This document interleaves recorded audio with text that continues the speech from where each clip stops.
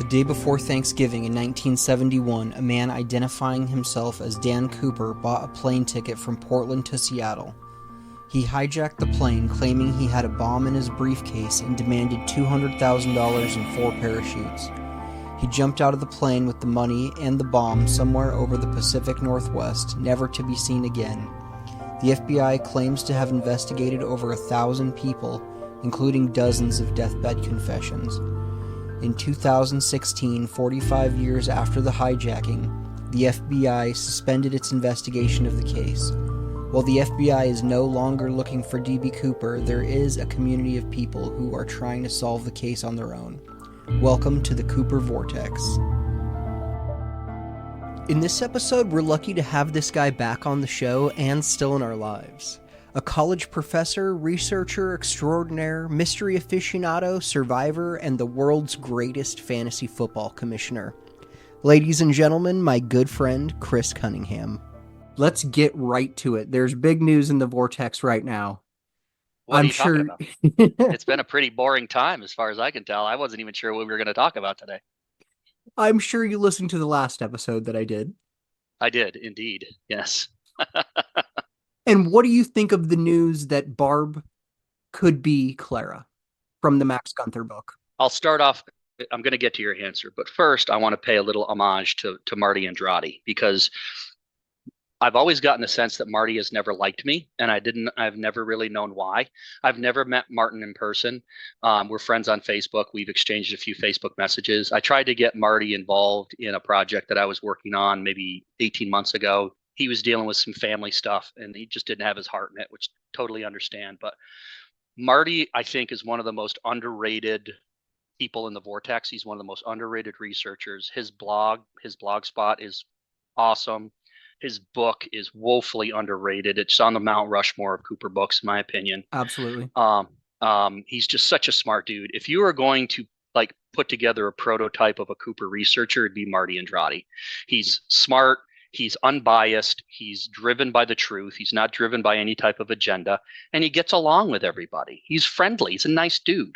So I have a wealth of respect for Marty and everything that he's done, and the fact that he would take something that he's been working well over a decade on and basically torpedo it completely simply in pursuit of the truth is remarkable. I mean, utterly remarkable.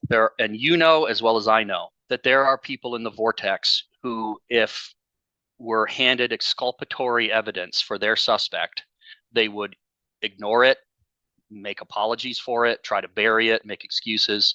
And Marty didn't. He was like, look, this is the truth. I may not like it. It sucks. It ruins everything that I've been working on for X amount of years, but it is what it is. And that takes a huge amount of integrity. It takes a huge amount of intellectual honesty. And, I'm not surprised that Marty did that. He's a good dude. I respect the hell out of Marty. I really liked that he said, too, at the end of the show, he's like, I feel really bad because I've asked people to help me. Yeah, and I think it was genuine. He was sincere. Oh, yeah. So, yeah, I really like Marty, really respect Marty, and I really respect that he did what he did. Back to your question is, I think it's remarkably compelling. Full disclosure, I'm not an expert in stylometry. I've never used stylometry. I'm familiar with it through my academic background, and I'm familiar with it through its discussion and use in the Zodiac case with the letters and whatnot. So I knew what it was, but I'm not certainly not an expert, so I won't pretend to be an expert on it. But it's very, very compelling that the controls that were used, which were writings of other people, got very, very low. And then Clara's letter was very, very high.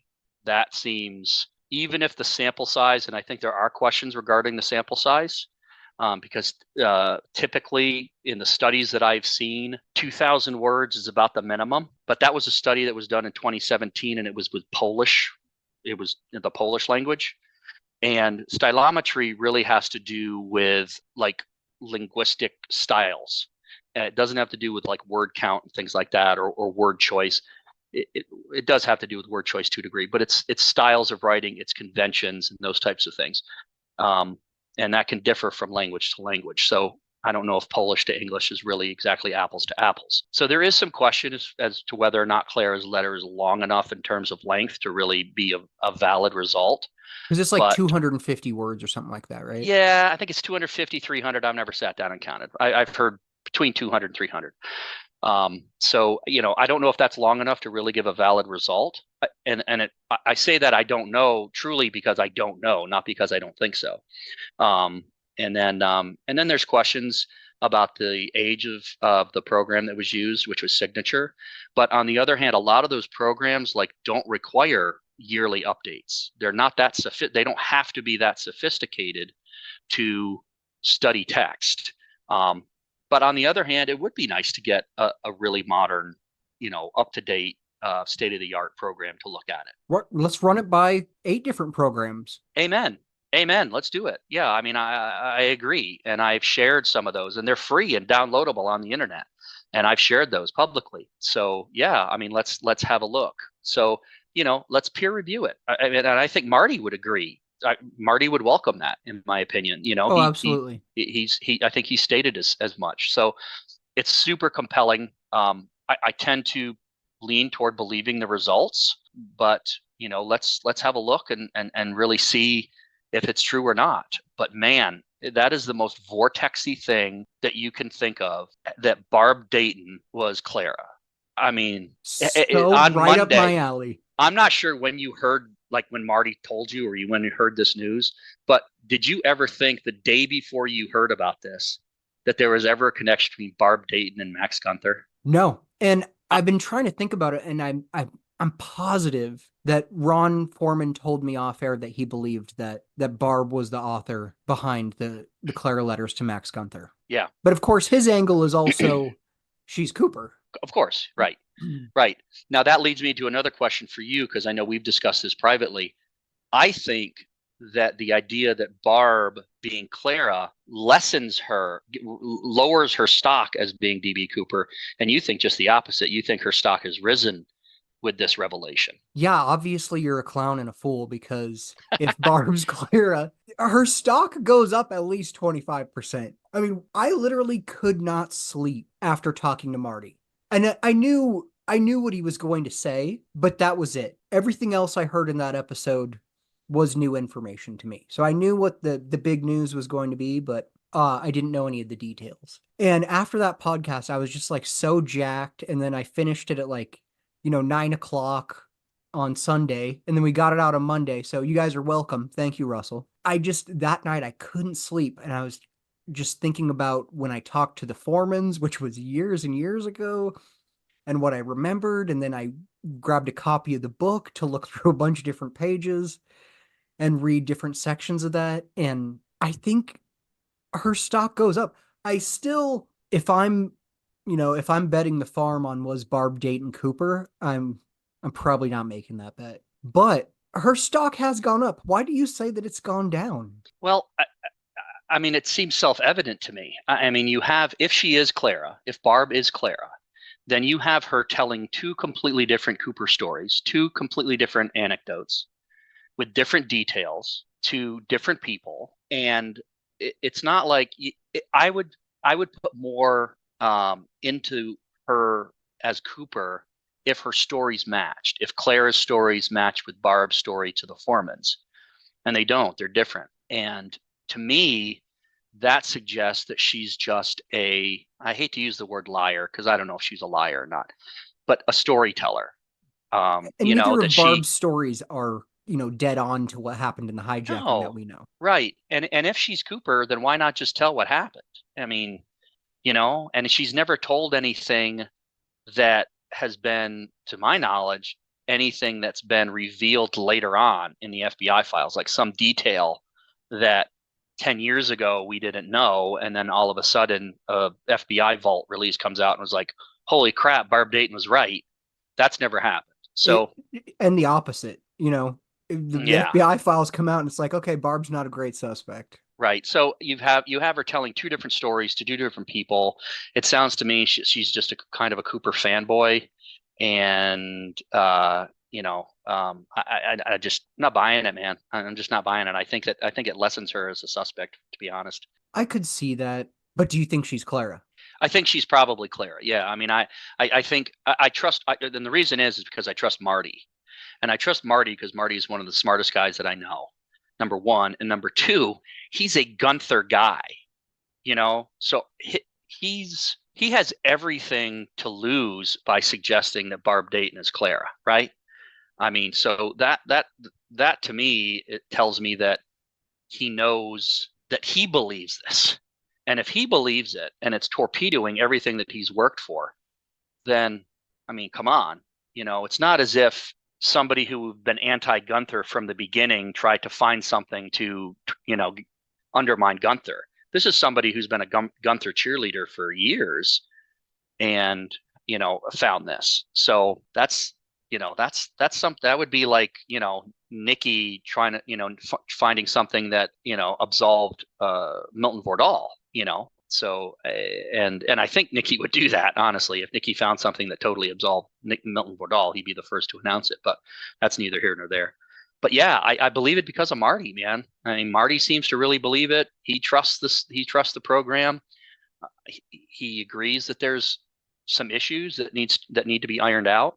And I got to believe Marty, and I got to believe his process, and yeah. So yeah, no, I think Barb is probably Clara, which is completely wild to me. It blows my mind.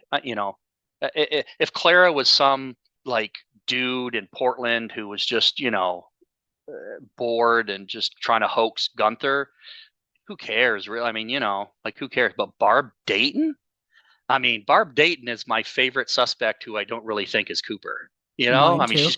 yeah. So it's just wild to me. The way the vortex swirls is just absolutely wild. It would be like if I don't know, Sheridan Peterson was Clara or something. Yeah. Like it's just bizarre. It's just bizarre. So yeah, I think Barb's probably Clara. But hey, if she's not, and and we do have a piece of evidence that can clarify this whole thing, and that is the DNA off of the stamp that was collected from the letter that was found at Himmelsbach's grandson's house, Okay, but and I have something to say about that. Isn't that okay, postmark in New York? yeah, it is. I don't know.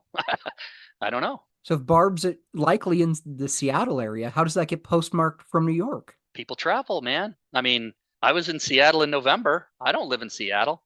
So, I mean, people travel. Who knows? And so, yeah, I don't know. I don't have an answer. And frankly, like if the DNA profile that we got off of, well, not we, if the DNA profile that exists from the stamp, if that's tested against Barb Dayton, then we'll know.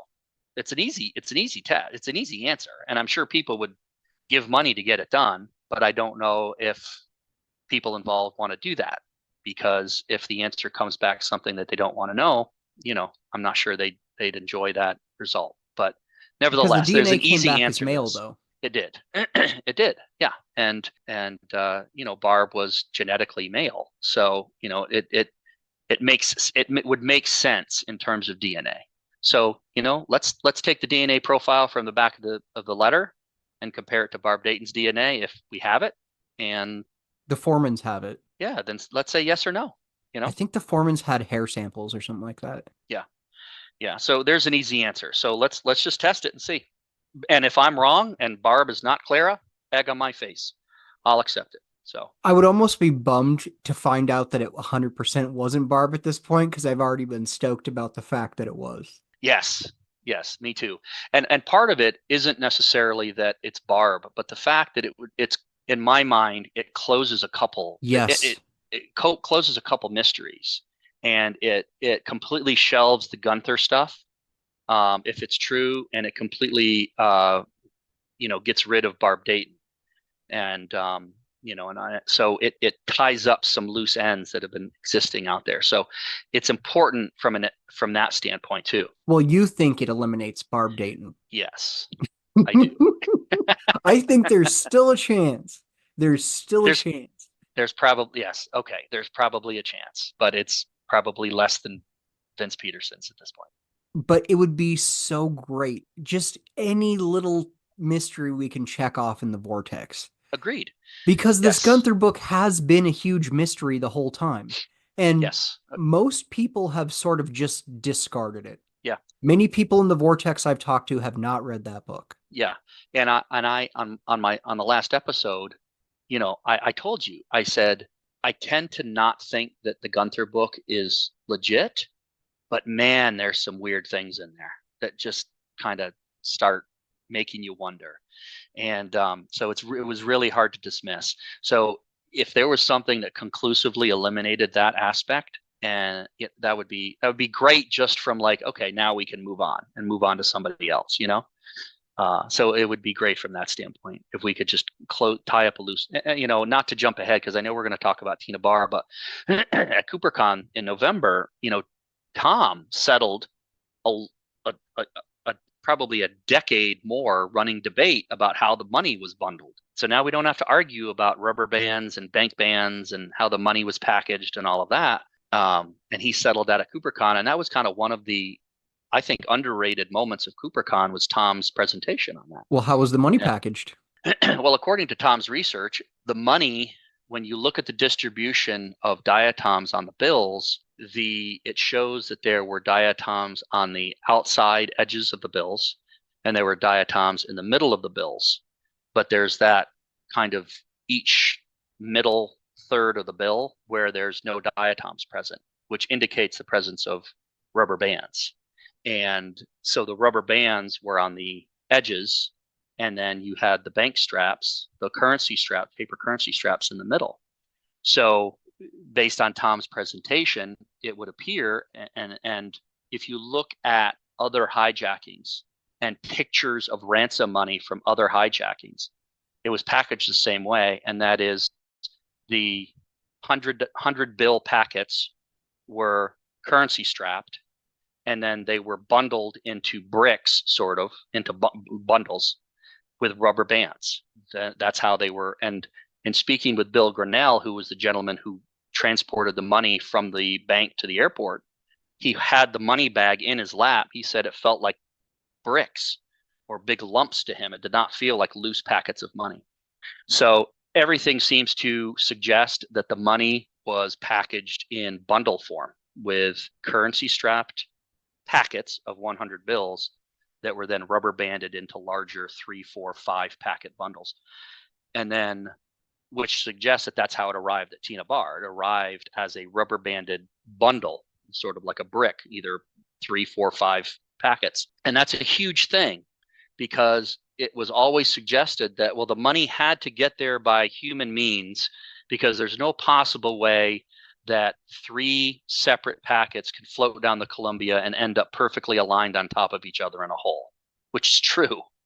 But now we know how those packets could arrive together, one on top of the other, because they were rubber banded together in a bundle. And I've always believed that it spilled out of a bag there at Tina Barr and ended up buried. But then Tom decided to rain on everybody's parade and tell us about how the money was clean and there was no silt on the money, which suggested that it was not buried by floodwater. That screws that whole thing up about it being buried in the floodwater, even though it had early spring diatoms on it when the floods are most present. So you need to explain how it got early spring diatoms on it, suggesting that it was in floodwater, but didn't get in any silt on it, which is present in floodwater. And if you're confused, then so am I. So how did it get to Tina Barr? I still believe that it arrived there naturally, but it's really but to be perfectly honest, the best explanation, and I've said this before, based on what Tom has said about the diatoms and what he said about the silt and the fact that the money was clean, and that it appeared that it was exposed to clean water rather than silty water, which would be stirred up during floods, is that somebody took the packet of the bundle of money, walked to the water, dunked it in the water, came back, dug a hole, and put the money in the hole and buried it. But that doesn't make any sense unless you come up with some weird, exotic, elaborate theory about throwing the authorities off and that sort of thing. I have a hard time believing that scenario, but it's the easiest scenario that explains the evidence, which is the diatoms, the spring diatoms, and then the clean bills that don't have any silt on it. I have to believe and my brain, I don't quite have the bandwidth yet in my brain to figure this entire thing out. But I have to believe that it has something to do with the configuration of the money within the bag, and that the money was protected from the silt because it was somehow deep inside the bag. But I don't know. I don't know. My guess is you'd have to do some type of practical experiment where you bury, leave like a bundle of money in the Columbia, but or the Washougal, because that was done. That was done. That was done. So yeah, you're going to have to do some type of experiment, because anything else is just conjecture and speculation. But yeah, I still tend to think that it got there naturally, that it arrived there naturally. But I honestly, full disclosure, I cannot explain the clean water. I cannot explain the lack of silt, because if it was buried in silty floodwater under flood sediment, then you would expect silt to be present on the bills, and it's not. And I asked Tom, I said, well, wouldn't, silt, I mean, the sand particles, that's pretty big. He said, no. He said, silt is actually smaller than diatoms. And he said, think of it in terms of like a pint of milk versus a shot glass. That's like the difference in size between the larger diatom and the silt. So if diatoms are able to penetrate the bills, then certainly the silt would seem to be able to penetrate them too. But I don't have an explanation, and he didn't, and I don't know if anybody does, and everybody's just kind of like, let's not talk about it. Because everything we've learned just makes it more mysterious. It's not like we got this one clue. Okay, now we know for sure that the money would have fallen into the Columbia at this time. Yeah. Agreed. Yeah, we don't know. And that's why I think it was tremendous that Tom finally settled the debate about the configuration of how the money was packaged, because at least we know that. Like, at least we know what the money looked like when it arrived at Tina Bar. That's different than knowing how it got to Tina Bar, but at least we know that. But yeah, I mean, it's an enigma. And as Tom has said, it's probably some weird, wild thing that we could not even imagine got the money there. Do you think if we were sitting here right now with Dan Cooper, that he would know how the money got there? I don't. No, I don't. I think he probably, if he was alive in 1980, was probably like, WTF, like, I landed here. And there's the like, $6,000 that I lost on the way down. Yeah, exactly. And as my thoughts and theories have evolved on this case, I tend to think Cooper was probably more of a Martin McNally incident, where he got away and survived but lost the money, and the money ended up somewhere in the floodplain along the Columbia, and Cooper ended up just landing in a cow pasture outside of Vancouver, and was like, well, that sucked, I'm not doing that again. And something like that happens, where you get this close from pulling off a huge heist, and you lose the money because you didn't have it strapped to your body tight enough, that you're probably not going to be talking about that to your friends and family in the years since. Probably going to keep that and take that to your grave. But on the other hand, the opposing view to that is that it would appear that Cooper used paracord to fasten that money to himself, which is remarkably strong and certainly would not break. So I don't know. But, Marty, on the other hand, tied it to his belt, and his belt came unclipped. So who knows what Cooper did, But anyways, I think that's probably, if I have a working theory right now, that's it. But I think Cooper probably lost the money, and he's probably like, well, I guess I know where it ended up. Do you think there's any chance that either Cooper loses the money or Cooper dies in the jump, that his body is discovered by someone and or the money? And, I'm a shady, slippery guy. I'm walking through the woods and I find a dead body with $200,000 attached to it. I'm not going to tell anyone. This guy's already dead.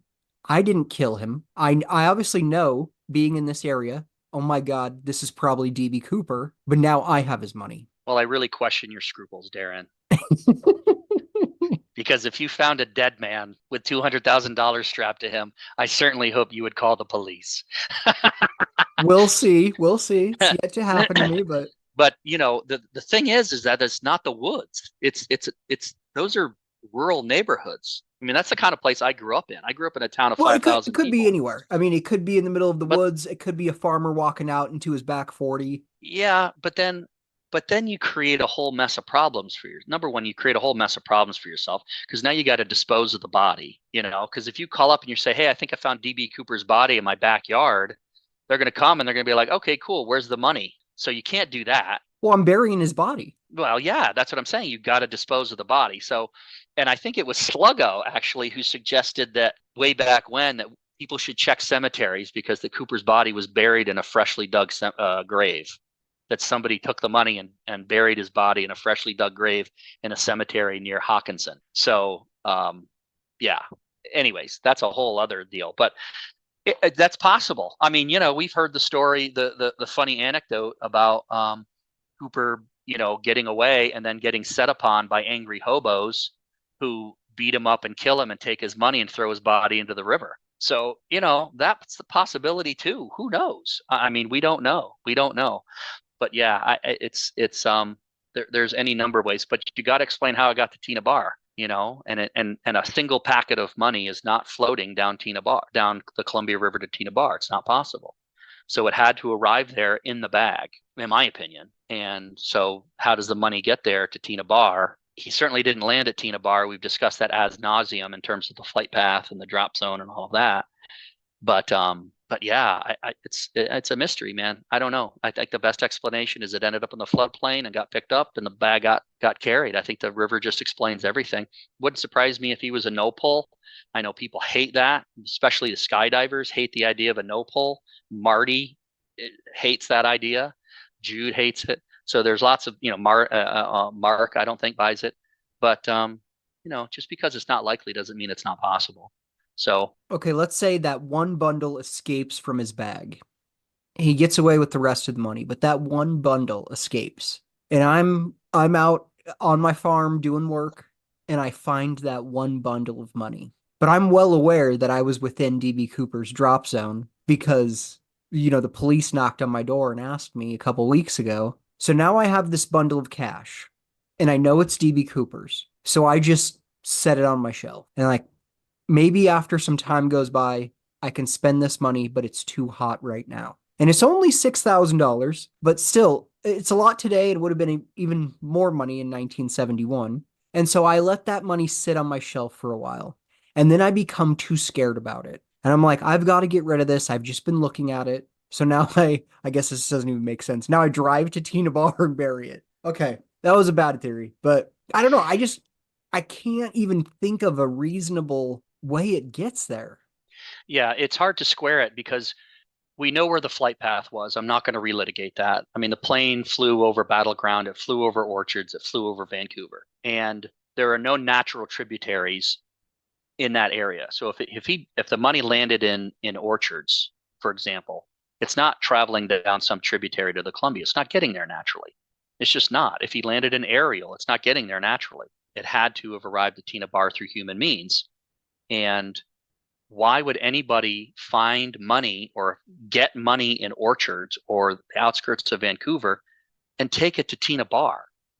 Why do that? Of all the places to go, you take it to a place that's on a river in sand, not even like sturdy earth, but sand, and bury it on private property in an area that's prone to flooding. That's dumb. I mean, that would mean Cooper is just a complete maroon, in the words of Bugs Bunny. He's a total rube, and I just don't think anybody would be that stupid. If I wanted to bury something and not have it found, any beach is not on the list. It's not. No. And the other theory is, well, he wanted it to be found. It was a plant, right? Let's plant the money so that the authorities find it and get thrown off. Well, as I pointed out, you're not planting money at Tina Bar because that's not in 1980 at all where the FBI thought he dropped. If you wanted to make the FBI think that you died, you'd put the money in along the Lewis River or along the Lake Merwin because that's where they thought your drop zone was. So why would you put it at Tina Bar? That doesn't make sense either. So and the other thing is if you want to plant something for somebody to find, why do you bury it? Like that doesn't make any sense either. So and the money certainly had been there for a long time. The condition of the money suggested it was there for years at least.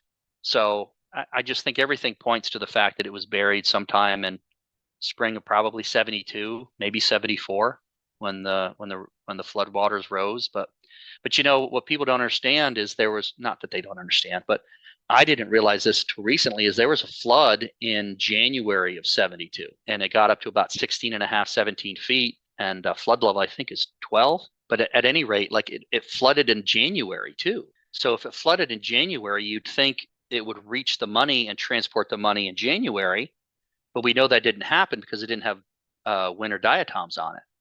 So it had to have gotten up higher than that January flood. The floodwaters had to have gotten up higher than that January flood level to reach the money to pick it up to take it somewhere else. So at what point did the money get up higher than 16 and a half feet? And the only time is 1972, where it reached, I think, 21 feet by June 12th of 72. I think it was Marine Park, in that area, what was known as Portco.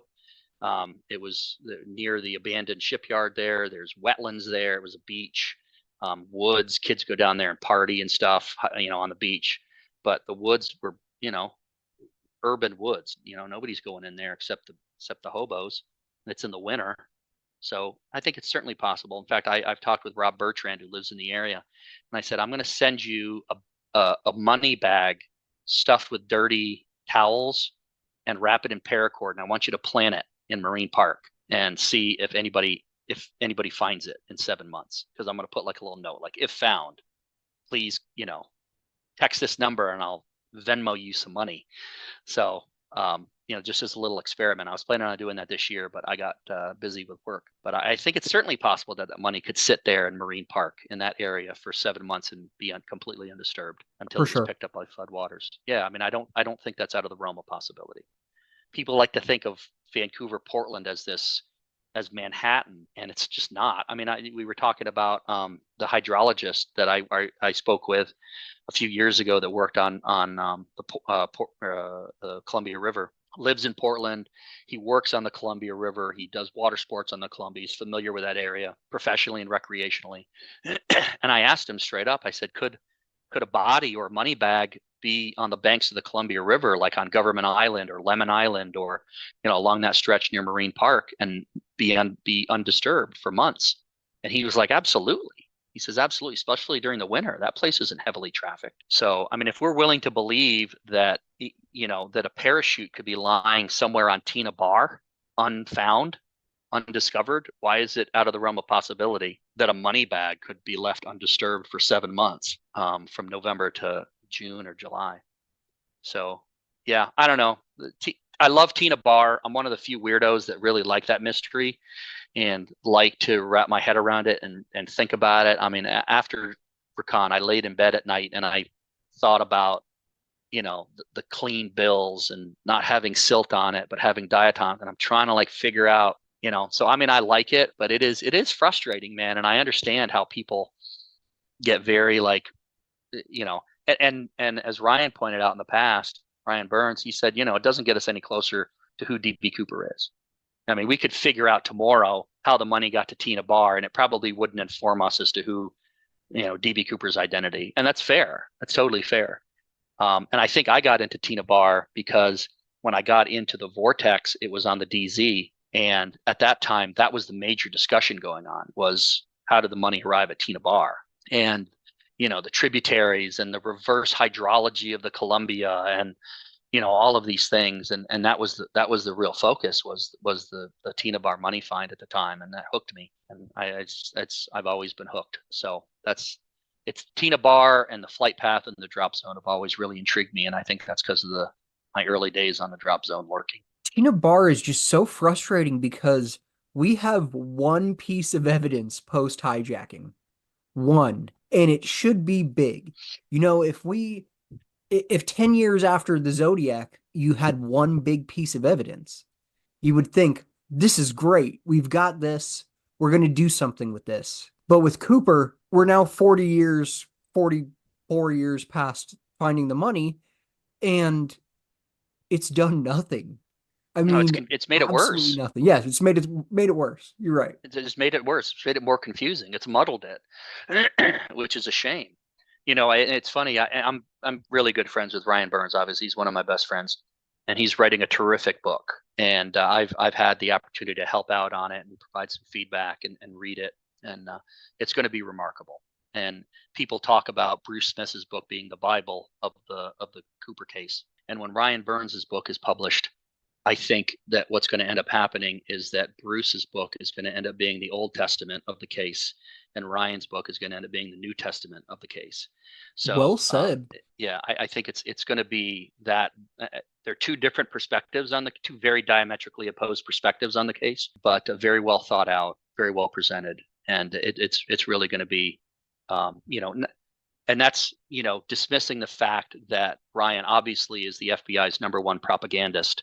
And he's clearly under the payroll of the FBI to make them look good. But no, I'm just kidding, because I know there are people out there who are going to think I'm serious. No, I'm totally joking. I'm just teasing Ryan. But yeah, no, he's writing a remarkable book. But my point is that he messaged me and he was like, I think I'm not even going to touch Tina Bar. I'm not even going to have a chapter on Tina Bar. And I said, dude, you have to have it. You have He's to, like, unfortunately. I was like, you don't have a choice. It's the biggest development since the hijacking. You have to. And he's like, oh, but I hate it and it's confusing and blah. And I'm like, I get it, man, but you've got to. So he begrudgingly is writing a Tina Bar chapter, but he's hating every minute of it, and he's probably taking as long on that chapter as he has on a third of the rest of the book. So, but it's going to be a remarkable book. It really is. So be on the lookout for that. Do you think that they did a good job searching Tina Bar after the money find? Boy, that's hard to say. I have to give. I'm not in general, I think the FBI did a good job researching, investigating this case. I know the FBI gets a lot of crap, but the FBI, if you look at the FBI files, they were tireless in trying to solve this case. They chased down every lead. They interviewed the principals involved multiple times. They were really, really working hard to try to solve this case. So you cannot fault them for effort. Did they do everything properly? No, but that's because this is such a unprecedented crime that they had to outsource everything. They don't know. They don't have anybody in the FBI who's a parachute expert, so they had to outsource that information to Kasi. They didn't know anything about radar and flight paths and that sort of thing. They had to outsource that stuff to NWA and the Air Force.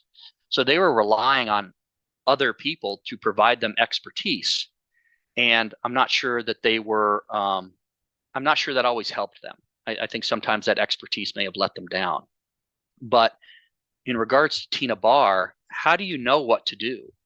How do you approach that? I mean, if I'm the case agent and somebody said, yeah, I found a bundle of deteriorated, soaked bills on the beach, what do? You start digging, right? And I mean, that's what they did. Do you call in a professional archaeologist or somebody to come in and do that? I'm not sure they would have the expertise to how to do a professional investigation with money. I think they did the best that they could. Could they probably done a better job? Sure. I don't think they necessarily missed anything. I don't think they overlooked buried bills that were there. And, I think they did the best that they could. I don't think they screwed it up. Hindsight's always 20/20. I mean, they dug the whole area up. Yeah. And sure, you can, Monday morning quarterback and say, well, they should have dug in this direction and they should have done this and they should have gone back and maybe you're right. But, I think, again, in retrospect, I think they were doing the best that they could. I don't think they were Keystone cops. And I think sometimes people like to portray them, the FBI, as Keystone cops who are just blundering all over the place. And I don't think that's fair. So I don't think that's fair either. And one thing people have to understand is, okay, the FBI as an organization could be this or could be that, or they could be corrupt or they could be hiding something, whatever, fine.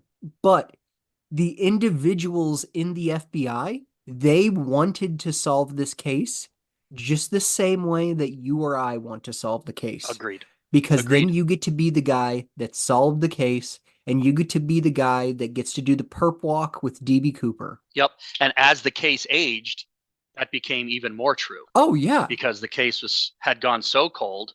I mean, imagine in 1985 or 1990 being the guy, the case agent that solves Cooper. Or in 2008. I mean, I loved that I Yeah, got to interview Larry Carr, and I loved when yeah. he said, "This was a case that I personally really wanted to solve." Yes, he asked for the Cooper. He asked. Yeah. He asked. Yeah, I mean, and Larry's another guy I have a tremendous amount of respect for. We've had strictly a professional relationship, Larry and I, and very, very limited. So I'm not pretending that I'm out here playing rounds of golf with Larry Carr. But I've dealt with Larry, and I've obviously heard him speak. And I think you're right. I think he's representative of the FBI, all of the FBI agents in the case. If you really delve into the FBI documents, it is not a question that they wanted to solve this case very, very badly. Oh, do you think Ralph Himmelsbach wanted to be the guy to catch him? Oh yeah, I think just a little bit. Yeah, Yeah. I think just a little bit. But yeah, I don't fault the FBI for this. If anything, I can't even fault the FBI because this is such an unprecedented crime. Like I said, like they had to rely on so many, and for lack of a better word, outsourced people to help them with questions that they didn't have. I mean, back in 1971, most of the FBI agents were lawyers and accountants. I mean, they didn't have specialized backgrounds in skydiving and aeronautics and avionics and radar and those types of things. These were lawyers and accountants trying to solve a sky piracy case, and they're trying to deal with all of this information. It's like us now. I mean, I'm not an expert in any of this stuff. I'm having to like find out on my own.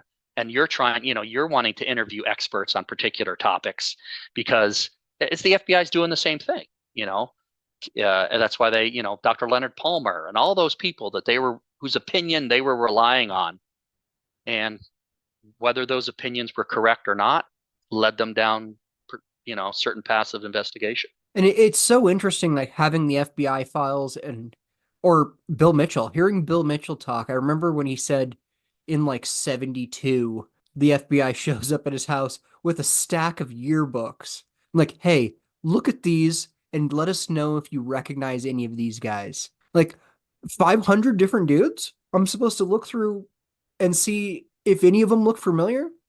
It's just so incredible that they literally had nothing to go on the Mm-hmm, entire time. mm-hmm. I mean, forget the first 72 hours, they definitely don't have anything, but there's a memo from like 76 or something that sticks in my mind where it's like the San Francisco office for some reason. They're like, hey, we're going to have this meeting about the Cooper case. We want you all to bring fresh ideas. Because it's like, it's gone nowhere. Yep. In 5 years, it has literally gone nowhere. Yeah. Yeah. And it was a huge black eye for the FBI. It was embarrassing for the FBI. I mean, this was, Hoover was still alive at the time, and he, ran a pretty tight ship, and he expected his agents to get the job done. And this was just one time where, they didn't get the job done. And I don't think that's their fault. It's just, not everybody bats 100, bats 1,000. Yeah. But I think they worked as hard as they could to solve the case, and they just came up short. So, and, obviously we've talked about it. If this crime happened in 2021 instead of, 1971, the results would be very, very different. 71, they didn't have DNA. People fault the FBI for throwing away the cigarette butts. Yeah, that was, it sucks. It's frustrating, but they didn't know about DNA. They didn't know that those cigarettes butts might have, evidentiary value 40 years later. So, it's a bummer, but I think sometimes we're a little too hard on the FBI in this case. Do you think that the FBI was unable to catch Cooper because Cooper lived the rest of his life as a woman? Writing letters to a New York City journalist and author. I told Ryan this when he was writing his book, and I told him, I said, you could use this line. I said, Cooper's superpower was that he was nobody and everybody all at once. He blended in perfectly. He was completely nondescript, didn't have an accent, didn't have any distinguishing marks, didn't call attention to himself while he was on the airplane, didn't call attention to himself while he was buying his ticket or waiting for his flight. His outfit was very nondescript. His hairstyle was nondescript. He just blended in completely. He was a nobody, and he looked like everybody. And that and that stands in contrast to a lot of the copycats, because a lot of these copycats, I mean, McCoy had makeup, terrible wig, makeup running down his face. Marty had a terrible wig. Other guys were waving guns around, holding guns to the stewardesses' heads, threatening to blow people's brains out. Cooper did none of that. Cooper just blended into the background, just a wallflower. And that's how he got away with this. It's because he was nobody and everybody all at once. Yeah, Bill Mitchell was able to study the guy that was hijacking the plane because he was jealous of the attention he was getting from a hot girl. Yeah. And didn't have any thought about, oh, he's hijacking the plane. Yeah. Yeah. Literally to a person, despite what people may have said years later. When they got off that plane, the first time they realized they were getting that they were hijacked is when they got back to the terminal and were told. And the FBI told them there's been a hijacking. I mean, there's nobody that had people may have thought something weird was going on, but I don't think anybody thought, oh, we're being hijacked and oh, it's that guy that's hijacking us. Not a single person on that plane. Yeah, because when you're on a plane, you're not in control of anything. If the pilot says, oh, hey, we have to bleed off some fuel, we're going to circle the airport for an hour and a half. What are you going to do, Chris? You're just going to sit there. All right, fine. Yeah. Yeah. It's going to I'm make me gonna late sit there. for my dinner date. I'm terrified of flying, so I'm going to sit there and have another Xanax or two because, I'm a very nervous flyer. So, or maybe I'll wash down a Xanax with a bourbon and 7-Up. But nevertheless, that's what I'm going to do. But yeah, I mean, you're just going to chill out, kick back, read a ladies' home journal, and that's it. Speaking of ladies' home journal, back to the Gunther book. Mm-hmm. You mentioned briefly that there were some things in there that are super interesting. What do you think is some of if you're 100% sure Cooper wrote or Cooper was involved in Max Gunther's book, what do you think is some of the best evidence in there that it really was Cooper? Well, the one that sticks out is the chemical, the fact that he worked with chemicals, industrial chemicals, and that sticks out because obviously the tie particles and all of that sort of stuff. So, certainly you have to, and that was far before the FBI files came out, right, and the tie particles and all of that with Tom. So. It's got to be that. It's got to be the chemicals. What do you think is the worst evidence for Max Gunther's book being about the legitimate Cooper? Man, the worst. While you're thinking of that, obviously there's variations in the story, but one thing that I think is interesting now that I've been thinking about Barb as Clara, one of the things I really hated about the book was the idea that Cooper lands in a woman's backyard and they fall in love. If I land in a woman's backyard, the odds that she's going to fall in love with me are real low, real low. It's probably going to be she's scared and runs away. Yeah, that's pretty fictionalized, probably, right? I mean, that's dramatized. A shed in my backyard. If my wife went out to that shed and there was a man in there, she would be so terrified. There would be no chance of love ever. Yeah. Yeah. Yes, I agree. That's probably it. But if Barb is Clara, I think there is a chance that Barb would turn this into a love story because now she's living as a woman, probably wants to live that full life, be a wife, have a relationship. And so if she's Cooper and telling this story, maybe she can't tell it 100% true because she's worried about being caught. But what she could do is sort of spin a web about Cooper and the woman that he meets. Yeah, I can buy that. I mean, I can buy that. Yeah, I mean, that makes sense to me. Because I couldn't see, Kenny Christensen or Vince Peterson or whoever writing to Max Gunther and making up that love story part. Well, especially Kenny Christensen. But Barb would. Yeah. Yes, I don't disagree. Because Barb would insert a female into that story. And Ted Brady is not doing that. No. But on the other hand, man, I think you're right. I think you're right. And I'm not saying Barb is Cooper, but I can't disagree with you. I can't find fault in your logic there. I think probably she would. But on the other hand, every great story has some love interest, right? There's always a love interest. Every movie, every Hollywood movie, every novel, there's a love interest, right? Some type of romance. So it almost feels forced that, that, well, Because do you really need Clara in the story? I don't. I'm concerned I about mean, do you Cooper. really? I'm not concerned about who Cooper was dating at all. But I'm even saying in the narrative that is spun, like, is Clara really necessary for the story? I don't really think so. If you want Cooper to be Cooper, I don't know. I don't know. Boy, that's hard. I really don't have an answer for you. I'm sorry, I don't have a better answer. But Well, and because of the way Gunther is contacted. So he's originally contacted by Dan, then no contact from Dan for a while, and then gets contact from Clara. So which of our suspects would really not want to be referred to as a man? yeah, I mean, you're right. I can't disagree with your logic. I don't So want to now you're agree with your sold on Barb logic. being Cooper. Maybe my stock has gone up a little bit, but yeah, no, I get what I see what you're getting at. Yeah, I get it. I get it. I mean, it makes sense. It certainly Because makes sense. I've only been thinking about this for the last 4 days. Yeah, I get it. I get it. Yeah, and it makes sense. That logic makes sense. I don't have a comeback. Because you know I'm right. I don't have a counter. I mean, it makes sense. Yeah, I mean, I don't think Barb is Cooper, but narratively, it makes sense. I just kind of think the love story is just so trite and cliched. I did too, and that was But honestly my biggest problem with the book. yeah, Like, why is it there's this love story between them, and what are the odds that you land in a woman's backyard, a single woman at that, who has her own place in 1971 right. in that area? How many single women do you know live in the woods alone? Few, very few.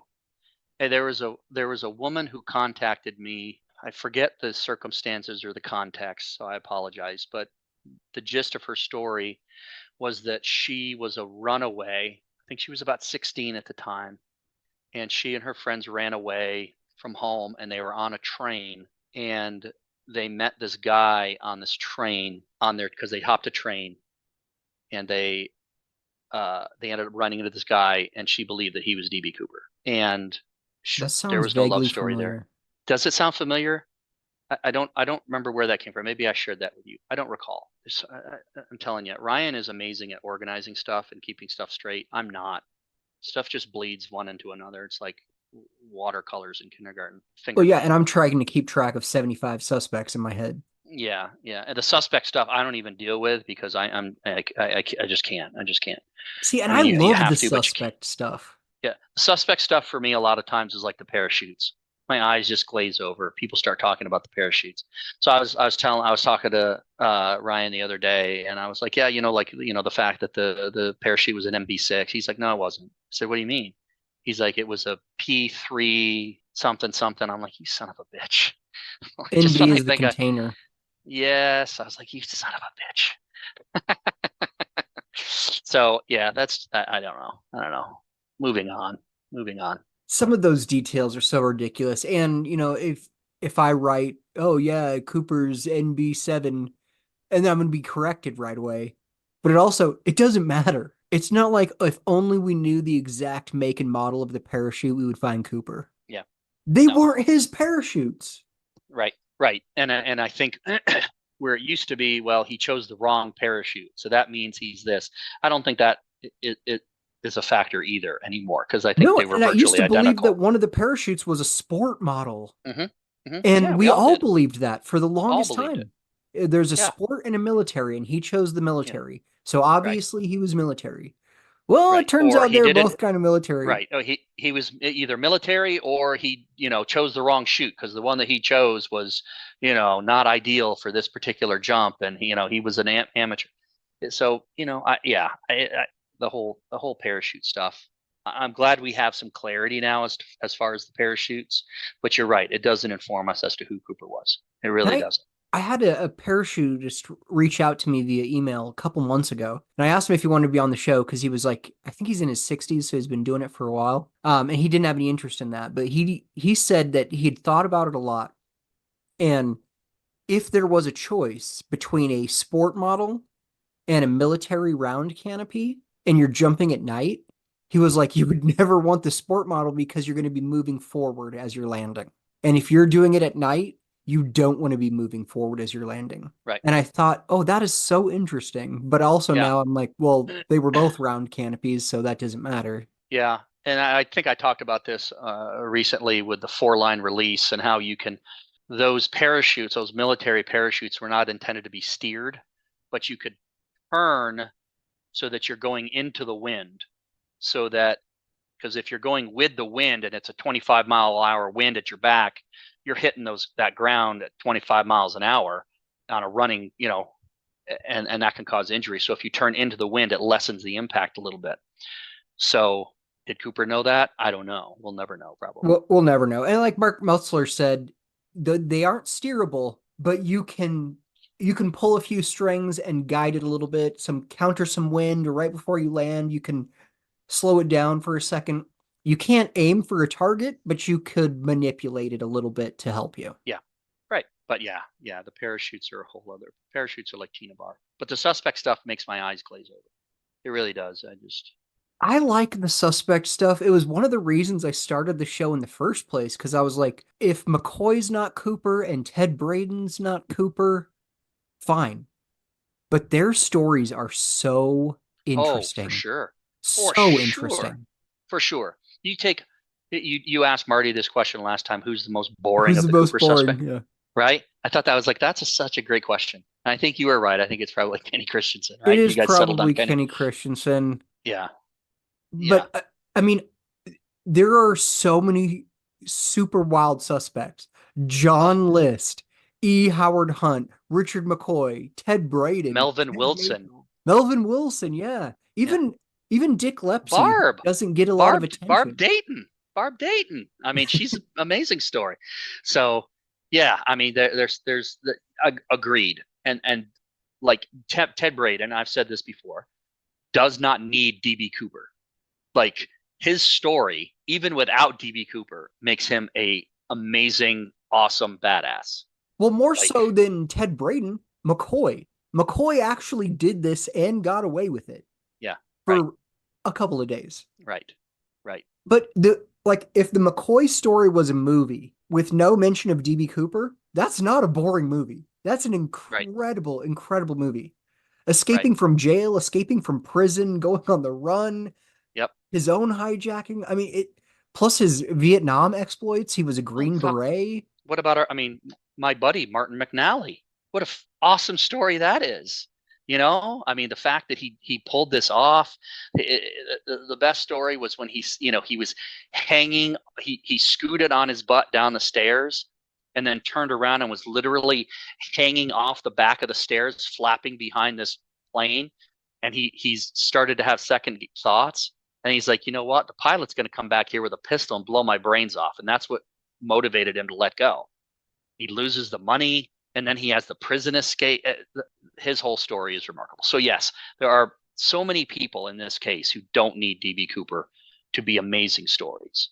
And I guess from my perspective, when I say that the suspects make my eyes glaze over, it's that I just have a belief that none of the known or popular suspects are Cooper. So if they're not Cooper, then why do I care? And, because my focus is on DB Cooper.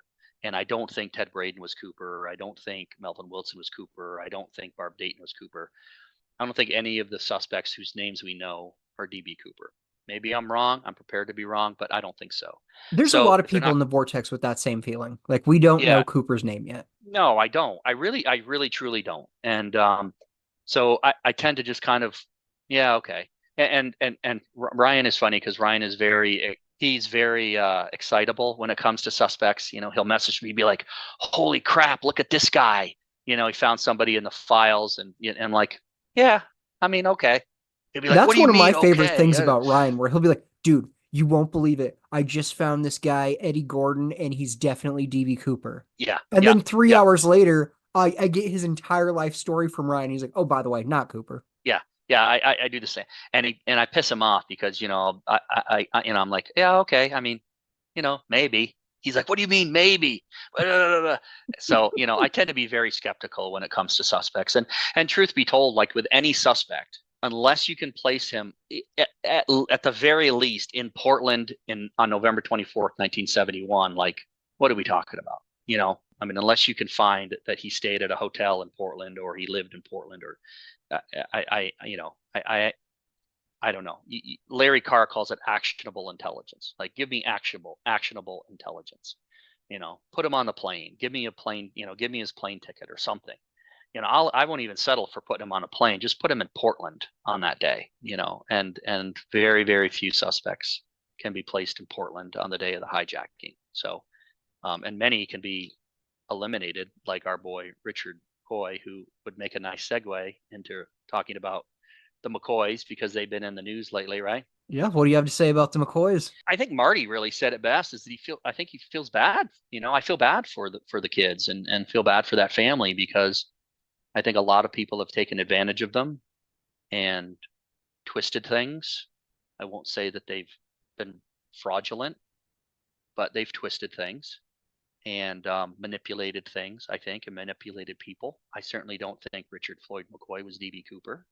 I think that's self-evident. I think it's very evident. What Rick McCoy and his whole thing with what I think is most interesting is the stuff with the FBI and the DNA, and the fact that they asked for McCoy's DNA, for Rick McCoy's DNA, to try to exonerate his father or confirm his father, which really seemed unnecessary because they already had evidence. They already gave him, they already had an alibi and multiple pieces of evidence pointing against him. But the fact that they're still willing to test DNA, and I know that there's been a narrative going on that the FBI reopened the case, right?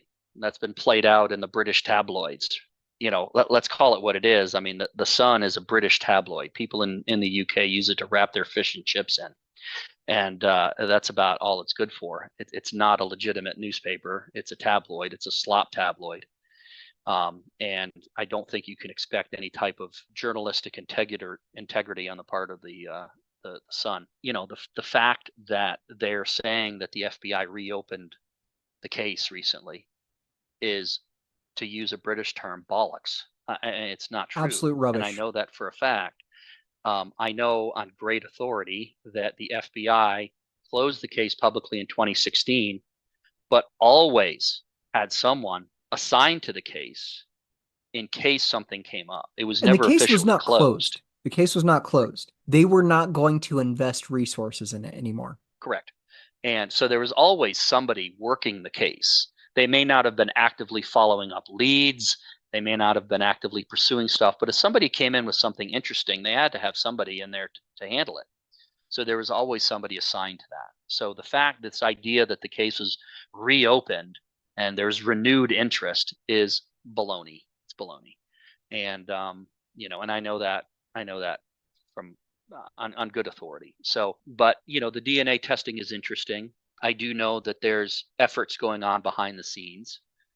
I think there's efforts going on publicly with the FBI with various things. I'm not exactly sure I know the extent or the degree, and certainly we know that there's private efforts going on behind the scenes. Tom and Eric with the ancient DNA and that sort of thing, which is interesting. But with the ancient DNA stuff, I'm not going to try to bore people with genetics, but there's, and I'm going to make this so simple that it's going to be not entirely accurate, but I'm going to try to make it understandable. Is essentially, when it comes to what we're working with, there's two types of DNA profiles. There's what's called STRs, an STR profile, and then a SNP profile, SNP profile. STRs are what are used by law enforcement. That's what they develop in crime labs. The FBI uses them. The vast majority of police departments use them, et cetera. And STRs are great if you're comparing one-to-one. So you get an STR profile and you want to know if Bill Johnson down the street is DB Cooper. You can take Bill Johnson's DNA and compare it to the sample you have, and it'll give you a yes or no. So it's great for that sort of stuff, for a one-to-one comparison. But you cannot take an STR profile and put it in a public ancestry database and do investigative genetic genealogy where you reverse engineer a family tree and come up with an actual name, like they did with the Golden State Killer, like they did with the Long Island serial killer, etc. You're not going to be able to do that with STR profiles, which is what the FBI and other law enforcement agencies deal with. STR profiles are what are in CODIS, for example. You need an SMP profile, and in order to create a SNP profile, you have to use a private lab. You have to use a private genetics lab.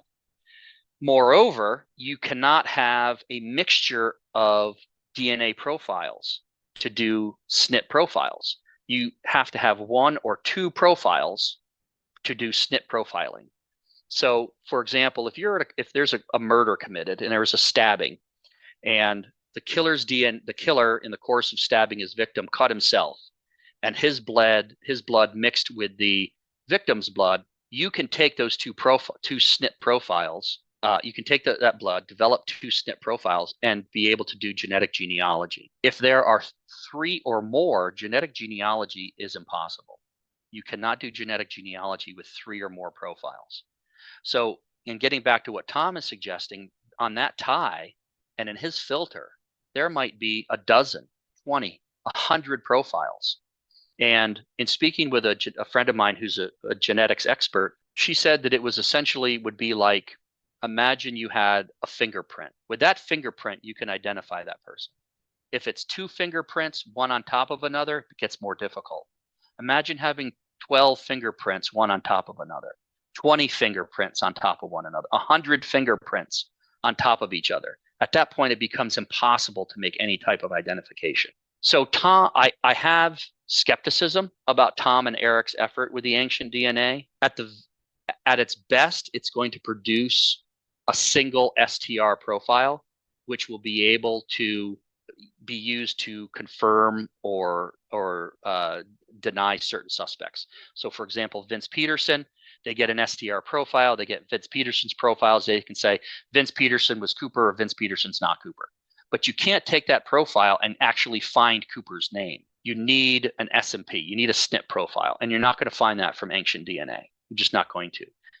What you need to get a SNP profile, to put it and do genetic genealogy, is something that only Cooper touched, or something that is only Cooper's.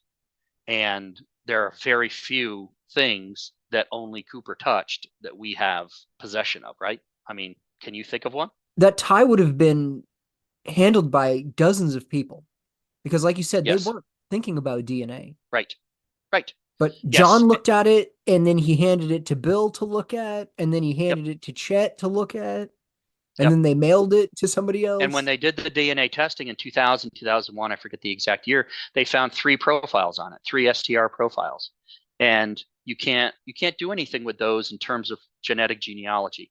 And my goal is to find Cooper's name. I want to know his name, right?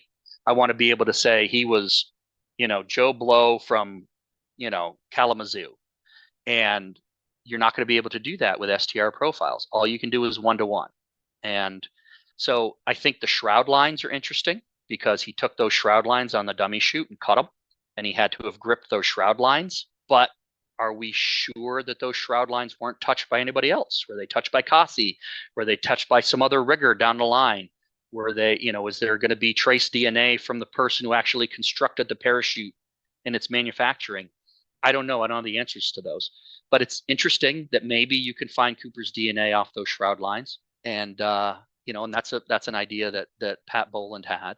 So, but there's very few things where you're actually going to be able to get 1 or 2 DNA profiles. Most everything in this case has been contaminated, and you're going to get multiple profiles, and that's no good in terms of investigative genetic genealogy. Obviously, there's the hair slide, right? The missing hair slide. And that would be the best because now technology exists where you can take those hairs and do mitochondrial DNA analysis and put that in a ancestry database and do investigative genetic genealogy and come up with Cooper's name. But we don't have those hairs. We don't know where they are. Right. And if we had a hair, it would be good almost forever. But there is a chance that the FBI used some sort of a glue to attach it to the slide that could potentially have degraded the DNA over time. Correct. And that happened with a Jane Doe case in Arizona, I believe, of a missing girl. I think they just recently solved it. But They had hair samples and they put them on a slide with a resin with some adhesive, and it degraded the sample so much that there was no genetic material on it. It was so degraded. So They we don't were know. just And trying to compare the hair under a microscope to the person's other hair under a microscope, correct.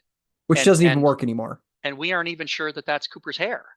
We're making an assumption. I mean, it may not be Cooper's hair. It might be somebody else's hair. So my thing is, let's do whatever we can to get a single SMP profile, SNP profile, to do genetic genealogy so that we can find out who this guy was and put this to bed. If all we're going to do is get an STR profile to say Vince Peterson is or isn't Cooper, or Milton Verdal is or isn't Cooper, or Barb Dayton is or isn't Cooper, then we're never going to find Cooper, because I don't think Cooper's any of those people. That's just my opinion. Do you think Cooper confessed to the crime? No. I think if Cooper said anything to anybody, we would have known. I don't think you can keep that. I don't think you can tell someone and expect them to keep that a secret. Maybe a wife who's afraid that they're going to lose their husband to prison. I think it's very, very unlikely that he confessed, because word gets around. People talk.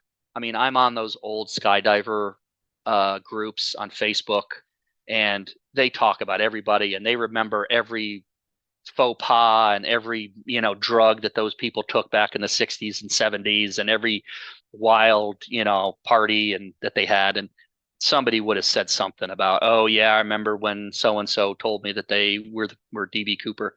And you very rarely find those. People talk, word gets around, and it just hasn't case. And I mean, and that's one good thing that Eric does. I think, not just one good thing Eric does, I don't mean it that way, but he promotes the case and he keeps it in the public eye. Oh, absolutely. In the hopes that somebody might come forward and be like, oh yeah, come to think of it, my uncle, blah, blah, blah, blah, blah. And, then you get a lead that way. That was Larry Carr's hope, was that going forward publicly with the case and sharing some information publicly would perhaps bring somebody out of the woodwork to share some information. And even that didn't happen. So with all the publicity that the case has received in the last 20 years and the last 10 years and the last year, nobody has come forward with any real compelling, yeah, my dad or my uncle or my grandfather was DB Cooper. Well, actually, So, dozens of those people have come forward. Again, actionable intelligence, people who actually are believable, and people can follow up with. So, yeah, I don't think. I think if he told anybody, we would know by now.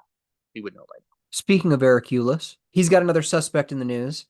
And whether or not you or I like this suspect, one thing I think we'll both agree on is that it is great that there are these articles being written about the case. Even if we disagree with the article, just the idea that the case is getting publicity, because it does bring it to more eyeballs. Maybe there is someone who has, to quote Liam Neeson, a certain set of skills that just becomes attracted by this and works on it. So I am excited that the case right now is in the news quite a bit. I've had a Google alert on various versions of DB Cooper for probably like at least 5-6 years now at this point. And it's been going crazy the last 2 weeks. Also, unfortunately, there is a college football player who is a defensive back named Cooper Juwan or something like that. And that gets flagged because it'll be some article, oh, where is DB Cooper Juwan going to be placed in the draft this year? So frustrating. Can't they just call him a safety or a corner or something? Why does he have to be a DB? But what do you think of Vince Peterson? I mean, I don't think he's a very good suspect. I like Eric. We've obviously disagreed. I disagree with his approach to the case. But I think both of us are big boys and realize it's just DB Cooper. It's not personal. I don't think either of us, we've disagreed, but it's not personal. I don't hate Eric Ulis. I do disagree with his approach. And I do think that the way that he vetted Vince Peterson at the beginning was probably not the best. And the thing that we have to remember here is that, and bring Milton Vordal into this too, is that Milton Vordal and Vince Peterson, whether the people who advocate for them or support them, are going to be linked forever, right? Milton Vordal and Vince Peterson are going to be forever linked. They came about. On one level, they were coworkers. Yeah, they were coworkers. They were linked. They were connected through the same piece of evidence, which is the titanium antimony. They were released around the same time. So they're always going to be linked, like it or not. But I do think that Milton Vordal is a superior suspect to Vince Peterson.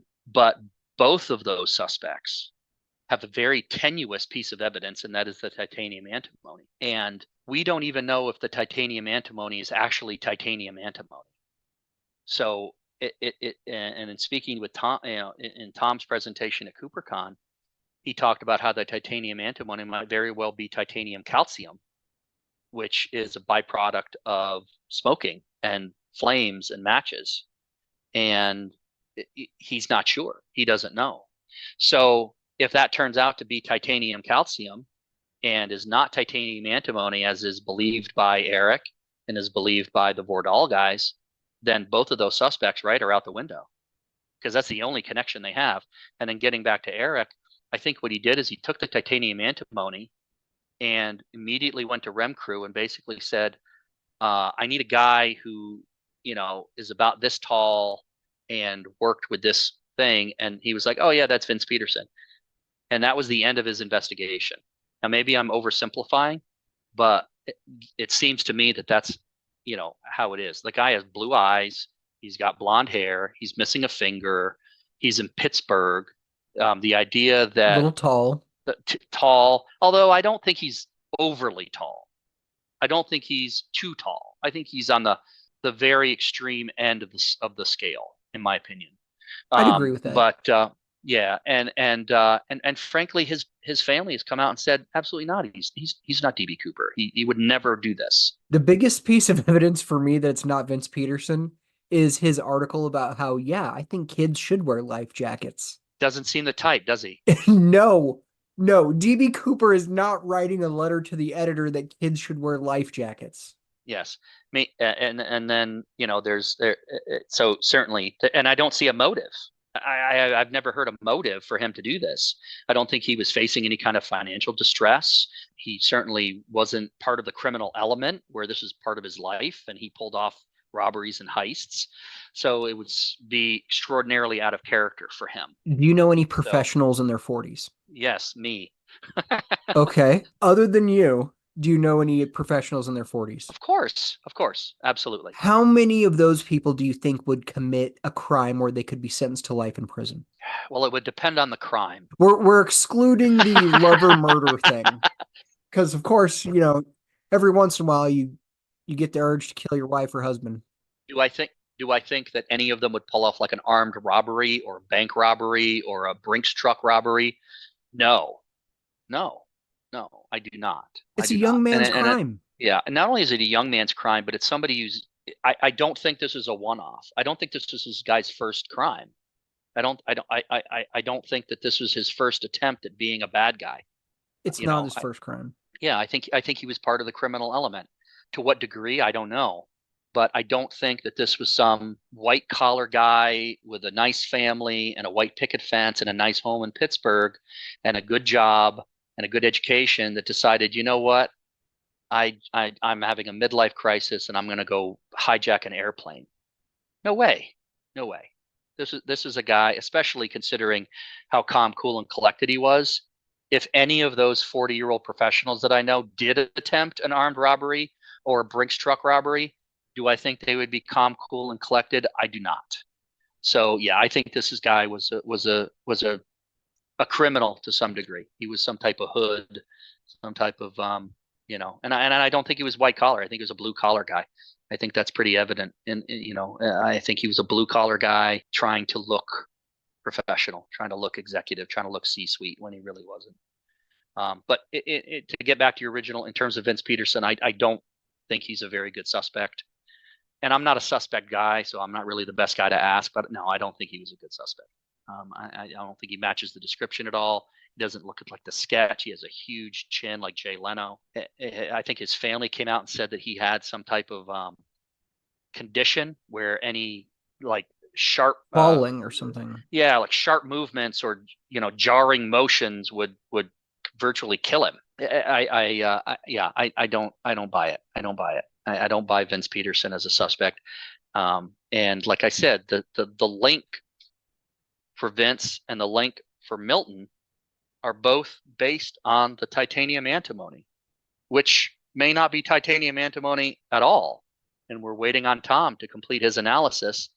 And I'm eagerly waiting because that would be another mystery solved and 2 more suspects that we can throw in the rubbish bin. Yeah. Milton is a lot more interesting than VP, sure. because once they both have the same link, you're right. We're talking about the tie. The tie connects both of them. Then with Vince, you go from the tie to, okay, well, he doesn't match this, he doesn't match this, the personality doesn't seem right. With Vordahl, then you start reading some of his writings and learning about his life and get a good look at him, and he does become a lot more interesting. Yeah, he's a wacko.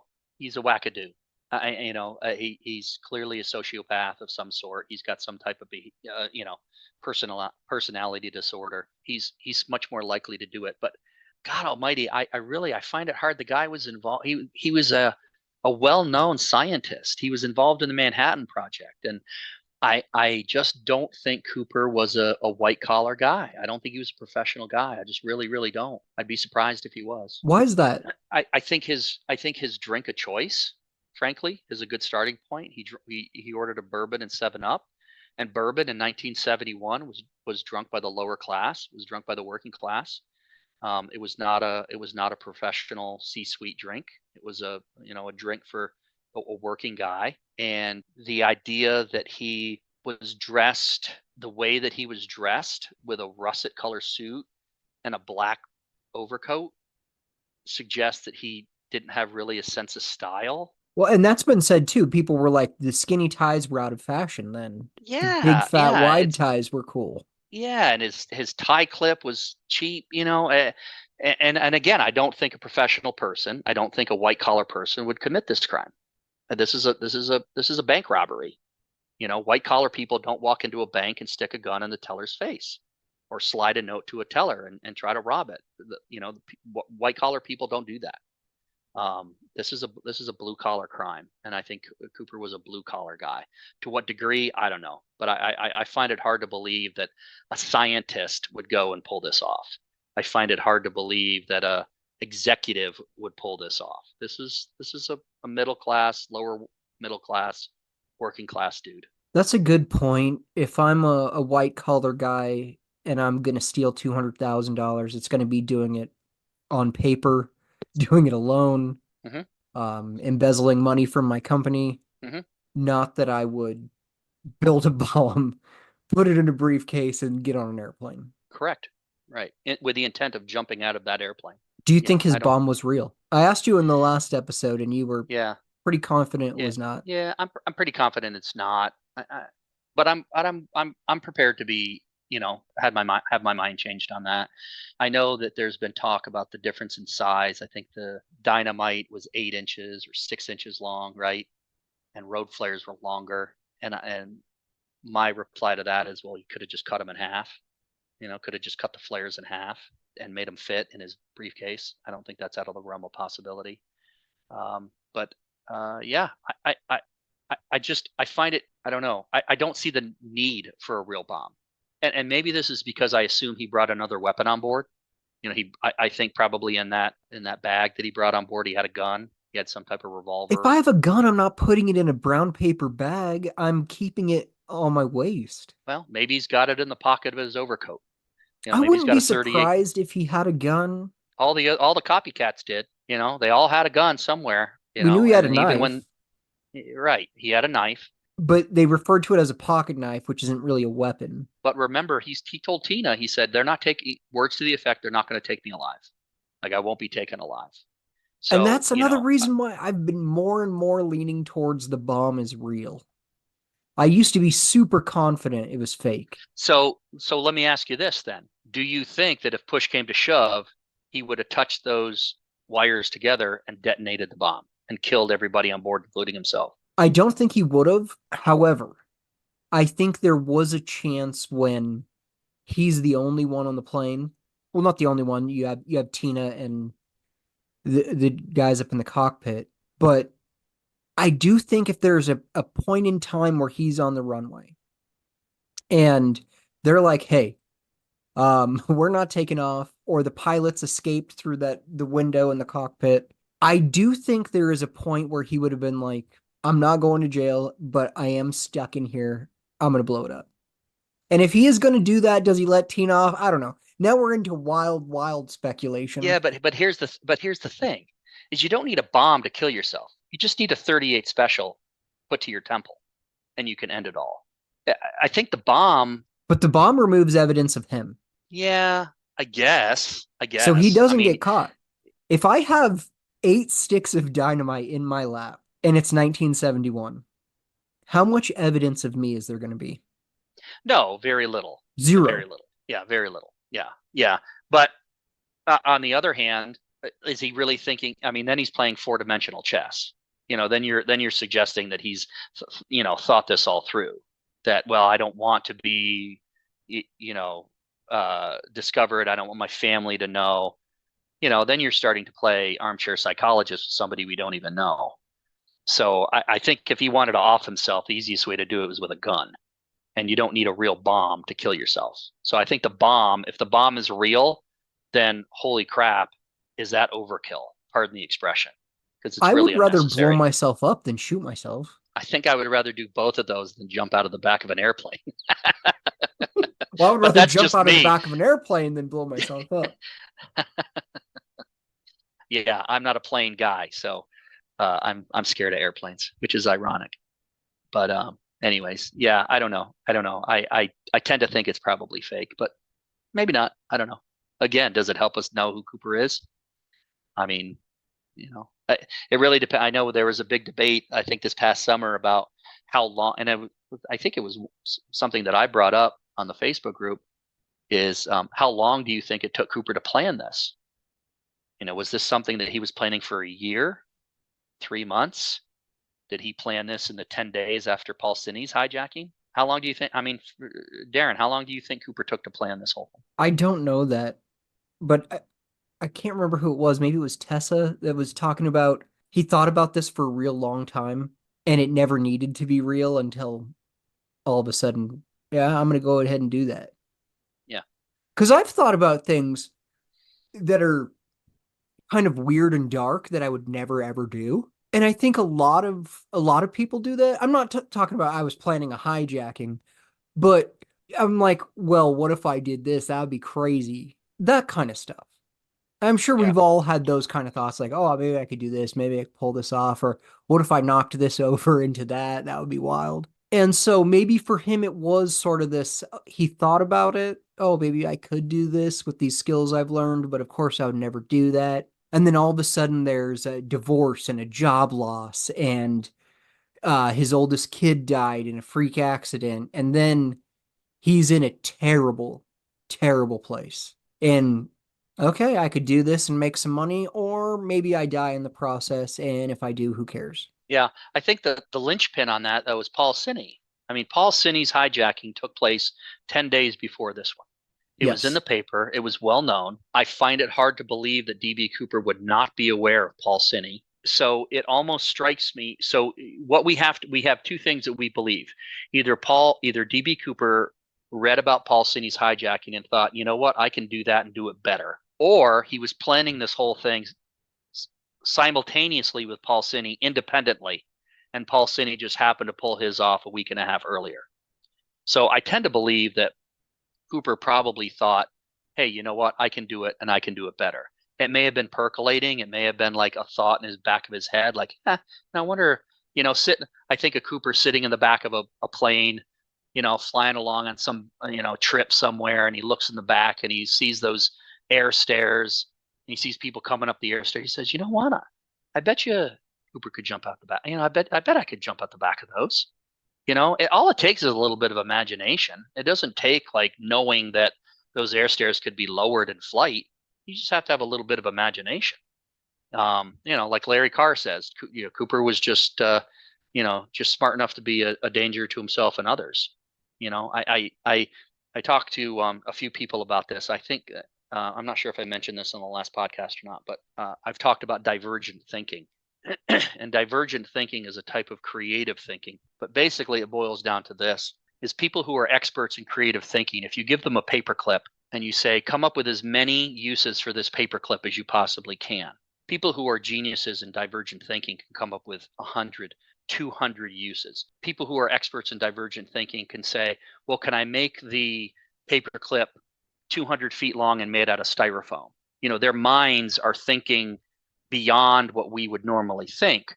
The average person probably come up maybe 10, 15 uses for that paperclip. But people with divergent thinking have really active imaginations and can really think outside the box. And that's really what divergent thinking is. And I think Cooper was probably an expert, a genius in divergent thinking. I think he had a really, really active imagination. I don't think for him it was much of a stretch to be sitting in the back of a 727 on a flight from Chicago to New Orleans and looking back at that air stare and thinking, I bet you could jump out the back of that. And then from there, it just took on a life of its own. People talk about, well, Cooper had to be a paratrooper. He had to be special forces. He had to be no, he just had to have a little bit of knowledge and active imagination. And, he could have figured it out. And I think if you really look at the case, really look at the things that he did and the decisions that he made. And this is something that I've come about recently, like within the last 6 months, is that a lot of his plan was called on the fly. And he made up things as he went along. And this was not particularly well planned. And a lot of it relied on him being lucky, and he was lucky because here we are, 50 some odd years later talking about him. Well, luck is where preparation and opportunity meet. Indeed. And, like when he wasn't given the knapsack, instead of just saying, listen, I asked for a knapsack. You didn't give me a knapsack. If you don't give me a knapsack, I'm going to blow this plane up. Instead of doing that, he's like, okay, well, let me take the parachute and try to see if I can fit this in there, and then make holes in the parachute and wrap it, and try to improvise this whole contraption to fasten the money bag to himself. That's somebody whose mind works differently than most people's. That's somebody who has divergent thinking. And, I think that probably carried over into planning. I think his planning for this is very short. My personal opinion is I think he came up with this caper after reading about Paul Ciney's hijacking. I only think it took about a week to 10 days to put this together. I agree with that, but it could also be he was, one of maybe the 50 to 100 people that was involved in jumping out of 727s, then sees Paul Ciney's actions and was like, okay, I know I could jump from that plane, and I see what he did wrong, and I see what I could do right. Yeah, but I don't see, if you're talking about the stuff in Thailand, like the Air America stuff in Vietnam, that was, 65? That was 6 years before. Were 39-year-old guys jumping out of the back of airplanes? 40-year-old guys jumping out of the back of airplanes in Thailand? Maybe. No, it would have been young dudes. Yeah, it would have been young guys, and Cooper wasn't young. Cooper was probably a Korean War vet. If he was in the military, he was in Korea, or maybe he was in the occupation of Japan. I think he was probably too old for active duty in World War II, but maybe not. So I don't know. The military aspect, I think, is a little oversold, frankly. Paratrooper stuff, those, paratroopers, when they jumped out of airplanes, it was static line jumps. It wasn't free fall. Totally different type of jump. They didn't have to worry about pulling a ripcord.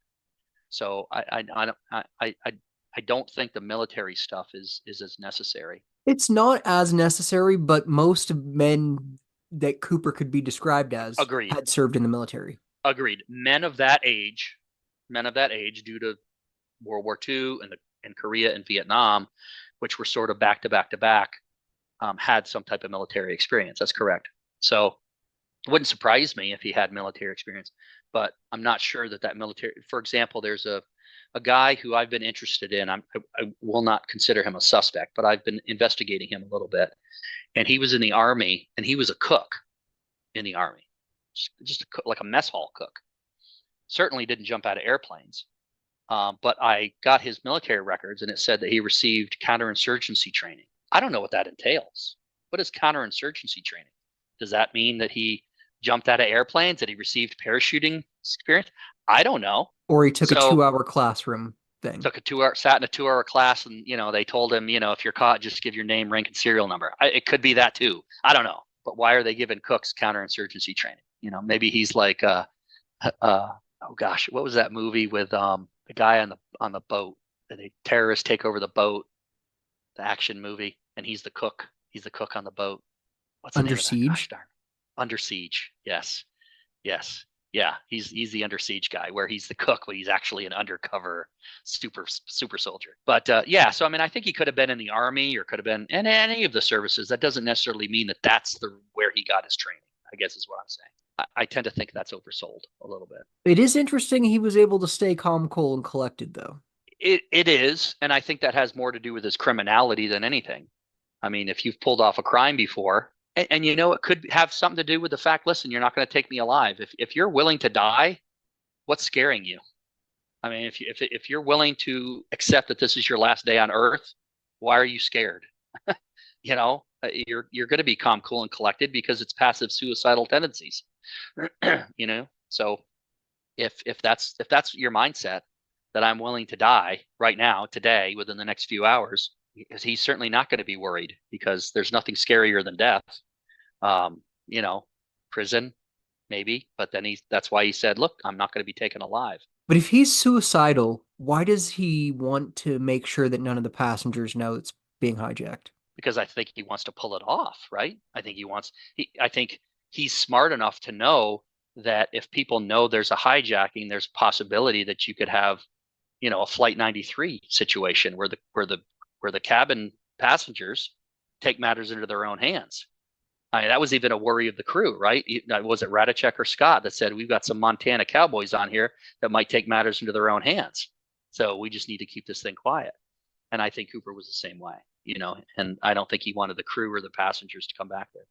But if I'm suicidal, I don't care if you know that I'm hijacking this plane. Because if he really wants to get away with it, then it's a little bit different. Then you're not thinking suicide. You're thinking, I'm going to have a great life after this. I'm not saying he's suicidal.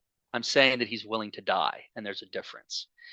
That doesn't mean you want. It doesn't mean you want to die. It just means that you are willing to die if things go sideways. That's true, yeah. And if things go sideways, and somebody storms him, all he's got is that 38 special in his overcoat pocket, and what happens then? And I don't know that he had the 38, because I know people are going to listen to this and be like, is that new information? And then it becomes a whole thing. I'm completely speculating. I don't know if he had a gun. I don't even. A period correct gun to put in your overcoat. Yeah, it's nice and small, and a good place to hide it. But who knows? I don't know.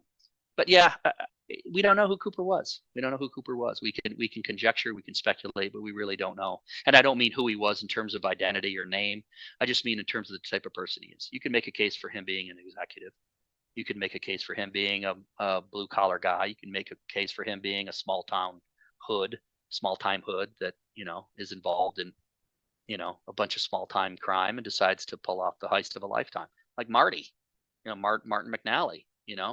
Wow, that's a great way to make. He's riding down the road, listening to the radio, hears about this and thinks, hey, that's a great way to make a score, and the rest is history. And he decides to do it himself. So he may have heard the Cine case read about it in the newspaper and said, hey, Cooper may have said that's a great way to make a score. He goes from being a small time hood to being a unforgettable character in Americana. So you've been in this case a few years, as have I. How much farther are we than when we got into this? What do you mean? Because I'm utterly exhausted, man. I'm just exhausted. Are we any closer to solving the case? Yeah. Man. Are we any closer to solving the case? I really don't know. I don't know how to answer that. Because you don't want to say no. I don't want to say no, obviously, but my heart wants to say no. My heart wants to say we are closer, but my mind is telling me no, we aren't any closer. So I'm being pulled in two different directions here. I still think that this case will only be solved with new physical evidence. And that means that the FBI is able to create a SNP profile somehow, that they turn over some evidence to a private lab, where they're able to develop a SNP profile and do genetic genealogy and find us a name. Or somebody finds DB Cooper's ticket in their uncle's drawer in Connecticut and says, I found this, and it says Dan Cooper on it. It's the original ticket from the plane, and my dad was 45 in 1971 and lived in Portland. Something like that.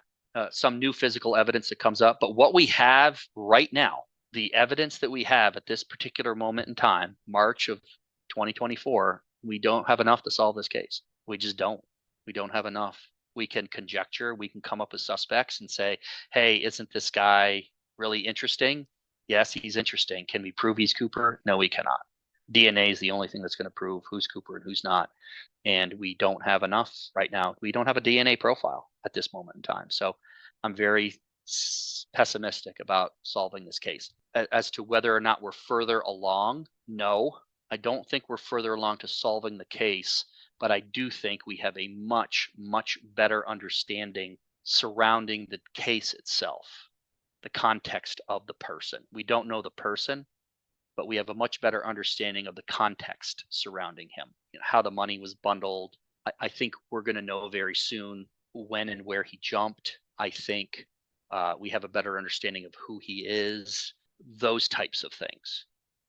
Those types, the space surrounding the man, we're going to know more information about. But I don't think we're going to actually find any more information about the man himself until we get some new physical evidence. In a couple months, it will have been 53 years.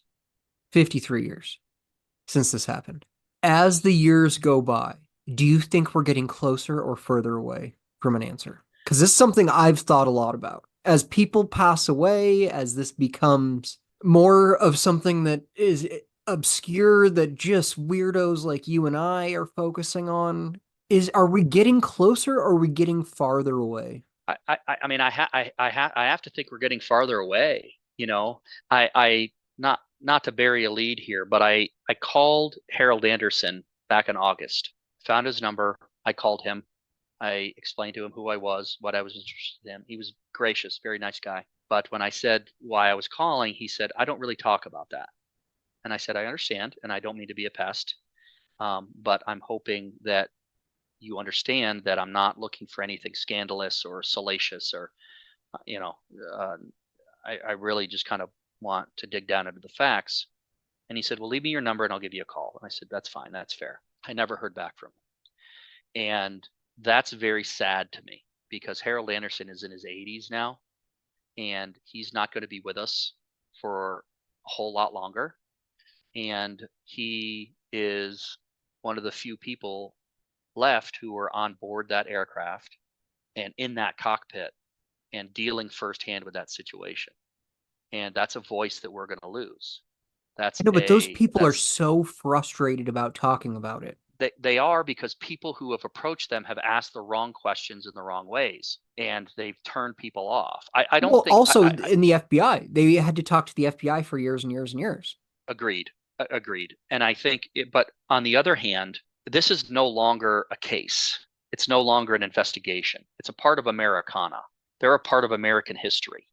Tina and Flo and Alice and Andy Anderson and Bill Radicek are a part of American history. DB Cooper case is part of American history now. And they are a small part of a piece of American history. And I'm not going to say that they owe it to people, because they owe us zero. But they have an opportunity to share what they know about that part of American history before they pass on. See, I completely disagree with you here. Really? Yeah, I completely disagree. Because it's been 53 years. What they had to say was super valuable in the first 10 days after this. And the FBI did talk to them and got fresh takes from them. And then in the 50 years after that, dozens or hundreds of people have talked to them about this, and they've read and seen many different shows and documentaries and books and articles, and all that has clouded their minds. I mean, Bill Mitchell even says now if he saw a picture of DB Cooper, he wouldn't even know it was DB Cooper because it's all so clouded at this point in Yeah, time. I get that perspective, but on the other hand, you talk about Bill Mitchell, and Bill has shared this anecdote. Bill never really talked about the case publicly. He was not eager to discuss his experience. And then he was at the memorial for the hijacking in Shanksville, Pennsylvania, the 9/11, where the plane was brought down. I think that was Flight 93, actually. And he was at the hijacking, and there was a ranger there, and I forget the exchange exactly because it wasn't this. I've heard this secondhand.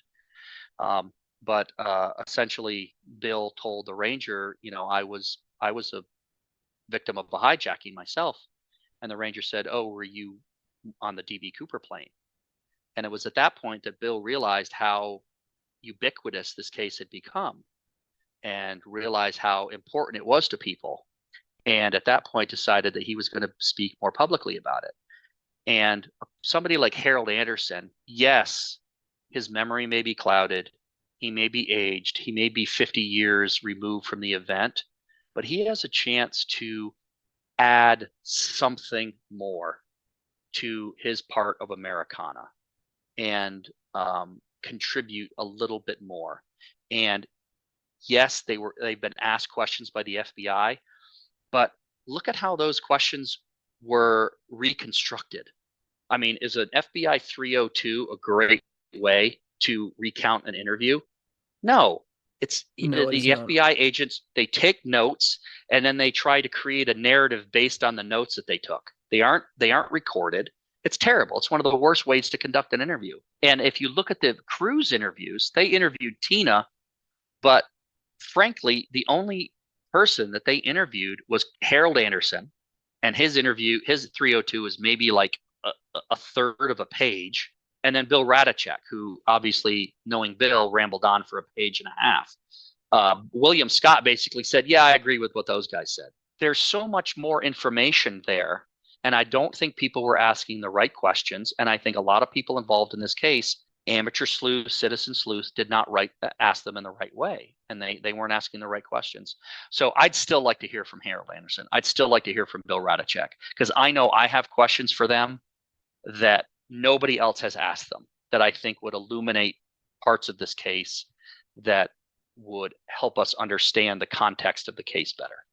So yeah, I disagree with you. I think that they still have something valuable to offer to this case. See, I feel like what they had to offer, they gave 50 years ago. Yeah, but look at those 302s. What did they have? I mean, they didn't. Those 302s tell us nothing. They But really what tell is us very Captain little. Scott going to have to say? I mean, tell us what happened when you thought Cooper jumped from did you know Cooper jumped from the aircraft? What happened? Where were you? Tell us exactly where you were. What was happening? Who was flying the plane? Who was in charge of the radio? Who was working the radio at that time? Who was talking to who? We don't know any of those answers. That's all speculation. And I think that all of that I don't is know if any of important. those answers get us any closer. I think they do. I disagree. I think they do. Captain Scott wasn't sitting next to Cooper. Well, I know, but Tina was, and again, Tina's answers have changed. You look at Tina's 302s; they changed. Oh, they changed quite a bit. They changed quite a bit from At a certain from point, one she's to like, the other. I didn't even I didn't get a good look at him. Yeah, I only looked at him from the side. I only got a side profile. Yeah, You sat next to yeah, him for 5 hours and lit his cigarettes. You yeah, didn't get a good yeah. look at him? Right. Yeah, I agree with you, and that's why she should be asked. But frankly, the people who have been asking the questions in the last 50 years, especially recently, I think have approached it in a not a great way. And I don't think the questions that they tried to ask were great questions. I think they were the wrong questions. I would love to speak with Harold Anderson. I would love to speak with Harold Anderson more than Bill Radachek, because I'm not exactly sure. I think Bill is at a point now where he's more interested in telling fish tales and war stories than he is really telling the truth. But I think Harold Anderson would be able to really tell us what was going on in that cockpit at that night. And for me, that's tells us, that would tell us a lot. And I'd really like to speak with him. And Harold was younger. He was like late 20s or something, right? Yeah, I think he's in his early 80s now. Yeah. Yeah, so he would be in his, I think he'd be about around 30. And he was, and he's spoken on the record. I think he was in the HBO doc. I think he's been in a couple docs. But he told me straight up, he says, I really don't like talking about that. And I got it, and I told him, I said, I totally understand. And I'm not here to pester you.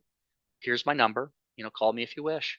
And I think I may call and follow up and be like, hey, I was that guy that called you back in August and just wanted to know. And, and he's spoken with amateur sleuths in the past. He spoke with Georgia and Hom and some of those other people way back in the day, about 10 years ago. So, and I think that's one of the, and that interview that they did with him was one of the most illuminating interviews that has been done in recent years. And not many people have known about it because Georgia has been very reluctant to share it publicly.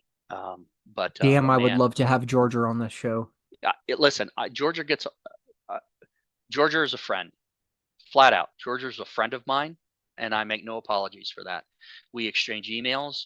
We talk about college football. We check up from each other from time to time.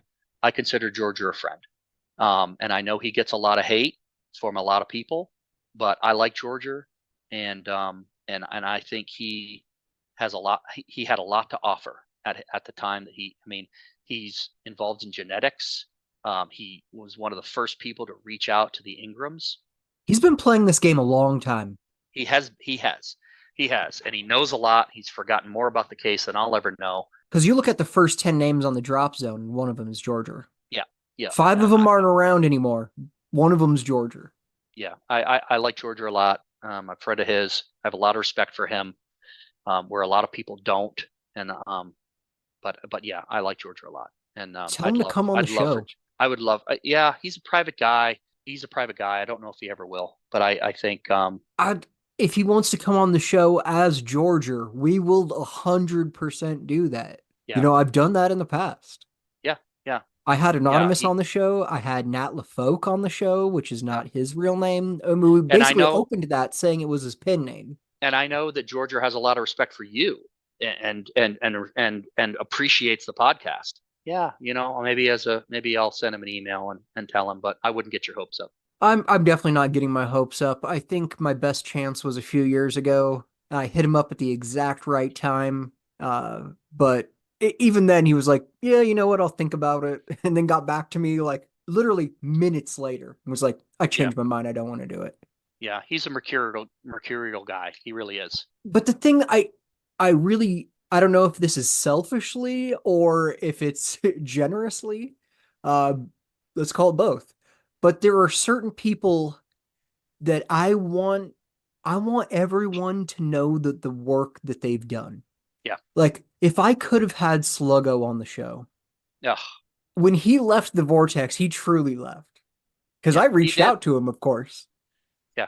Never got a response, but I really wish that I could have had him on the show because this lives larger and it lives longer than posts on the drop zone. Yeah, agreed. I don't think there's anybody who's had more of an influence on the Vortex than Sluggo. I mean, his website is just, that was the go-to spot. And that's, I think it inspired a lot of people. And it's why I know the tail number of the plane. Yeah, sure. I was legitimately sad when I found out that he passed away. And I think it was you that brought that to my attention. Or maybe it was me. I don't remember. But anyways, I remember finding out. Somebody told me and I reposted it. I think I might have told you, but regardless, it's irrelevant. But I was legitimately sad. And I was also legitimately sad when I found out that Hominid had died.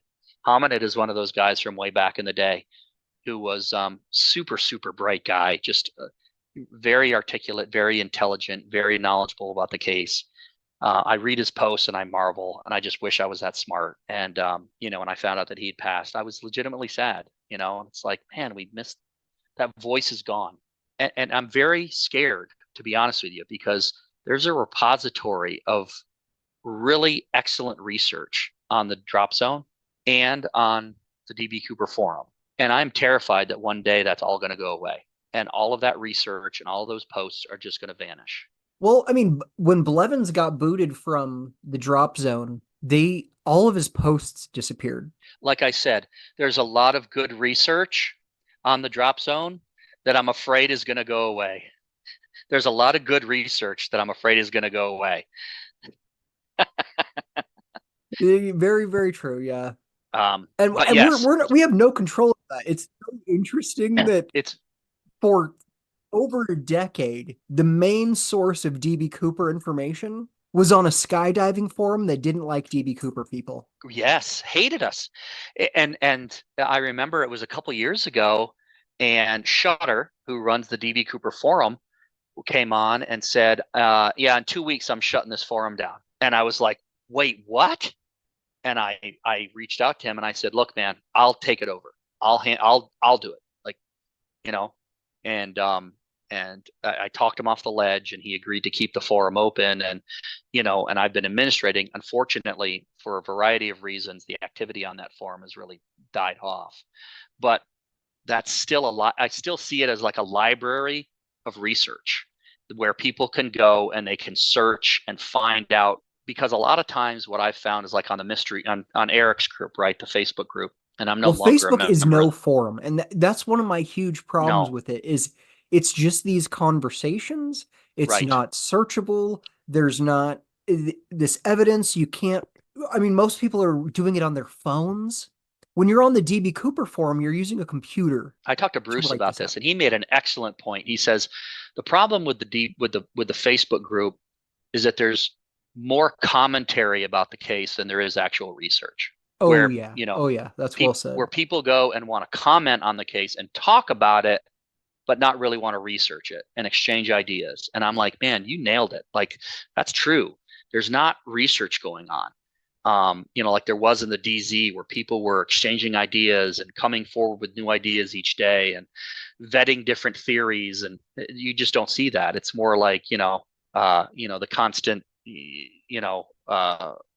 reposting of the Larson cartoon where Cooper's landing in like a pigsty or something. Yeah, because and Shutter really tried to keep the DB Cooper forum like an intellectual pursuit of the case. Hmm. And if he didn't Without want the you on there, toxicity. yeah, if he Right, didn't without want the you on there, you toxicity. weren't going to be on there. No, and it was right. It was very select. In fact, I had to use Nikki as an intermediary to get me on there. It took me like a year and a half to finally get on there, Oh and yeah, Nikki I've done finally that on the DB intervened with Cooper with forum. I'm Shutter. like, hey Shutter, this is my friend John. He's great. Let him Yeah, on the site. yes, yes, and so yes, it was and it was supposed to be the DZ without the toxicity, because the whole reason the problem with the drop zone was it became very toxic, and vendettas and personal attacks and ad hominems and all that sort of stuff, and it just became stupid. Yeah, And and obviously then Shutter Shutter wanted to get starts away the from DB that. So Cooper forum, and like, hey, I'm excluding the 4 people that caused all the problems on the DZ. right, right, and it was good. And like I said, there's a whole on those two forums. There's a library of information, and just so much. And I mean, I go back to the DZ. I don't I don't like the DZ or the forum to post anymore. I go there to like search topics and find out what people 15 years ago had to say about this. Were people talking about this 15 years ago? What did Sluggo have to say about this? What did Hom have to say? And that's really the value now in the DZ and the forum, is that library. Unfortunately, there really isn't a forum yet where that real research is going on. And I mean, I don't even think Reddit. A lot of Reddit is a lot of new people to the case, and Reddit's a lot of new people. silly theories, and And Reddit well, it had to tends to be. age a lot younger than anything else. Yeah. Oh, well, why are we even talking about this anymore? It was obviously, Richard McCoy. Obviously, he hid in the plane. He never So yes, jumped. he hid in the right. Yes. So yeah, I always worry that those forums are going to go away. And I've tried to and I'm not a computer guy, but I've tried to think of ways to all right, how can I take that forum and download all the information so that we can have a database somewhere where it's saved and it's forever there, and we won't ever lose it. Because I do think, in getting back to our original thought, is the people back in the day, the old school guys had really great research. What they lacked was the FBI files that we're now privy to. If you can marry those two things and have the great research that was done 15 years ago, 10, 20 years ago, and combine it with the knowledge that we have now with the FBI vault releases, maybe we can come up with something. But yeah, I'm scared that's all going to go away. Have you ever asked Shutter why he's never been on the show? I have. Why doesn't he want to do it? I want him to do it so badly. Shutter's a very private guy. He's a very, very private guy, and I would never disrespect his privacy. I do consider Shutter a friend, and he's just very private. Very. I met him once, and I would almost describe him as shy. I would not hold your breath on getting him on the show. I love him. He's always been good to me. I got no beef with him. Loved his website. Still love his website. I think I was the last one to post on there. Yeah, he's a really good guy. He really is. He's a good guy. Georger's a good guy. I'm one thing that's good, and we're talking about the community now a little bit about the vortex is I think the one thing that has really been a welcome benefit of Eric's Facebook group is that it has brought together people who probably normally wouldn't have been brought together. Yes. That's where I met Ryan. That's where, I met Tessa, met the Miller brothers. I met Brower, Chris Brower, all of those people. And, all of those people who are so bright and so intelligent and we all get along. And I think that's really a difference in that the old school people, and I think there is a generational divide here. I think you have the old school and the new school. And that generational divide, the old school was a little more antagonistic, and there was a lot more infighting and a lot more egos and that sort of thing. Whereas the new generation, I think it's a little more cooperative, a little more collaborative. At least I like to think that it is. There aren't as many egos. There aren't as many people working against each other, and a lot more people working with each other. And I think that's a great thing. And I've said it before, I'll say it again. No one person is going to solve this case. It's going to be a group of people working together that's going to solve the case.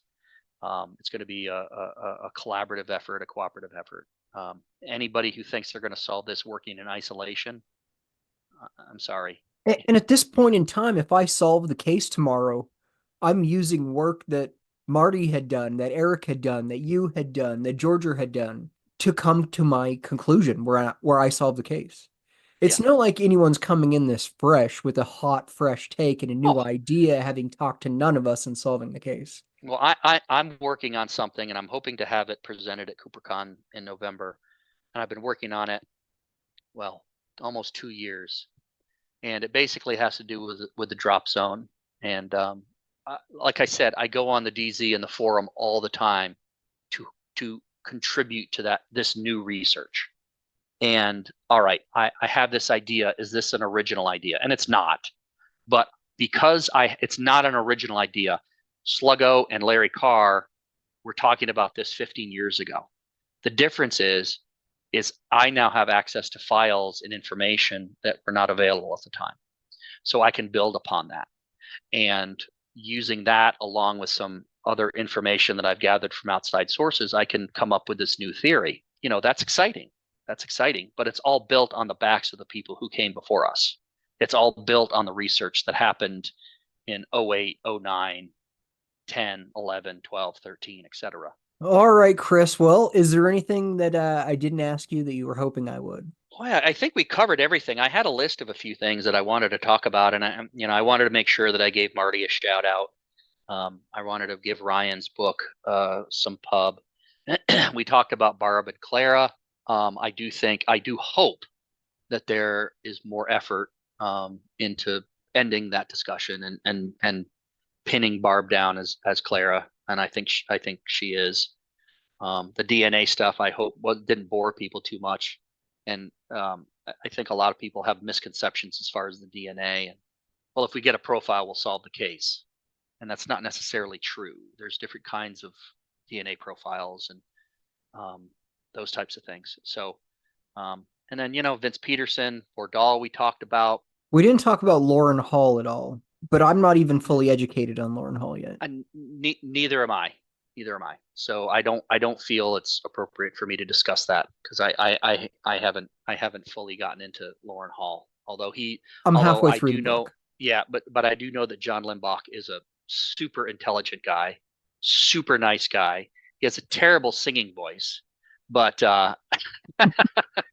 but he's a swell guy, and I don't doubt that he's put a tremendous amount of research into it. But I am not educated enough to have an informed opinion on Warren Hall. I'm trying to think if there are any new people. Lots of new people have come up. Lee Sellers is a guy. Have you heard of him? I don't know if I've heard of Lee Sellers. It sounds familiar.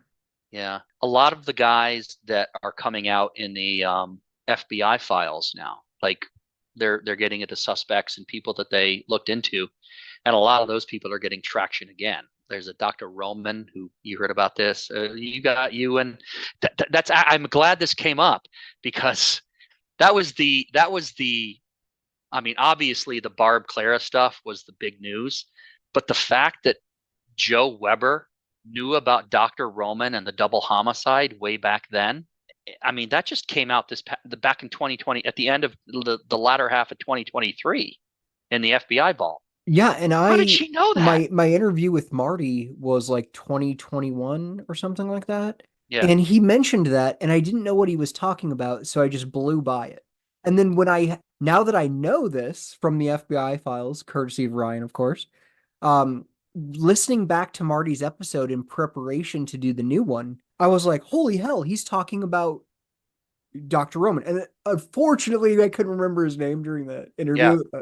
That is a really wild, interesting story. I don't see him being Cooper at all. Oh, no. But it's not even Dr. Roman. How did Joe know that? How did she know that? She had to have had access to the FBI files somehow. I mean, by just being annoying enough? I don't know. I guess, somebody, Aang or somebody just got so frustrated. They were like, here's some photocopies. I could not. I don't know. The Hyacinth store stuff. There's all kinds of stuff. I don't know. She's remarkable. Say what you want about Joe, but she is a remarkable woman when it comes to the case. I was prepared to fly to Florida to interview her, and then the first time I talked to her on the phone, I was like, I can't put her on air. Yeah. I can't do it. You wouldn't get a word in edgewise. You do a 3.5-hour podcast episode and you'd say like 4 minutes worth of material. Well, not just that. By the time I talked to her, I want to say I talked to her in like late 18, early 19. It was just like, it'd be cruel for me to do this. Yeah. But yeah, I mean, I think we touched on everything. I wanted to talk about Ryan's book. Ryan is such a, you talked about, we need to say something bad about Ryan on the last podcast. Ryan is one of those guys. 2 years ago, did anybody know Ryan Burns' name? I mean, no. I mean, I found out about Ryan from your podcast with him, your original podcast with him. And I realized that, who he was and everything. And then since then, I mean, he's become arguably the preeminent researcher in the case. Oh, and on that episode, I was like, Ryan says he's been lurking in the vortex for a long time, but he's obviously a liar. And that night, he sends me a screenshot of his registration date on the DZ, and it's like 2016. Oh, I don't doubt it. Yeah. Yeah. Which would be earlier than mine because I never signed up. If you look at the registration date on my DB Cooper forum and Drop Zone, I guarantee you it's within 60 days of my first episode launching. Really? Yeah. That's interesting. Because that was actually, it could be earlier because I used it to DM people. But even if that's the case, then it's only like 6 or 7 months before my first episode. That's ironic because it's that episode with Bruce, because Bruce was your first guest, right? Yes. Yes. And it was that episode that renewed my interest in the case and got me back into the Cooper vortex. Because at that time I was much more into Zodiac and researching that case. And I listened to that episode of Bruce and I was like, because I had lurked on the forums on the DZ before. And so it was that episode. I listened to that and I was like, I'll be damned. And the rest is history. But and that's another, I have to give Russell credit on that one too, because Bruce is actually the second interview that I did. So I did Blevins. I did it at a library in his hometown and then drove to Bruce's house and did that interview second. And when I finally got together with Russell, I was like, well, I want the episodes to come out in the order I did the interviews. And he was like, I don't think that's a good idea. I think you should do Bruce the very first episode because it's by far the best of these first 5. Yeah. And Bruce obviously is He's the mayor of Cooperville, right? I mean, he's the guy. But He's one of the I most really, incredible people at, if you put a microphone in front of him, you could be having dinner with Bruce and it's great, you're all having a great time. And then you put a microphone in front of him and he just turns on yeah. and everything is fantastic.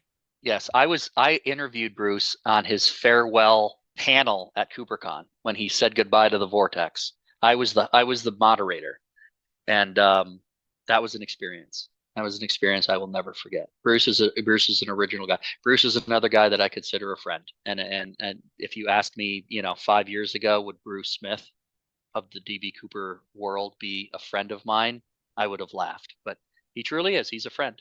Oh, Um, I consider him a friend and a mentor. And I never came into this that way. I was trying to no, look like when was my first contact with anyone in the Vortex? And it would have been in 14 and 15.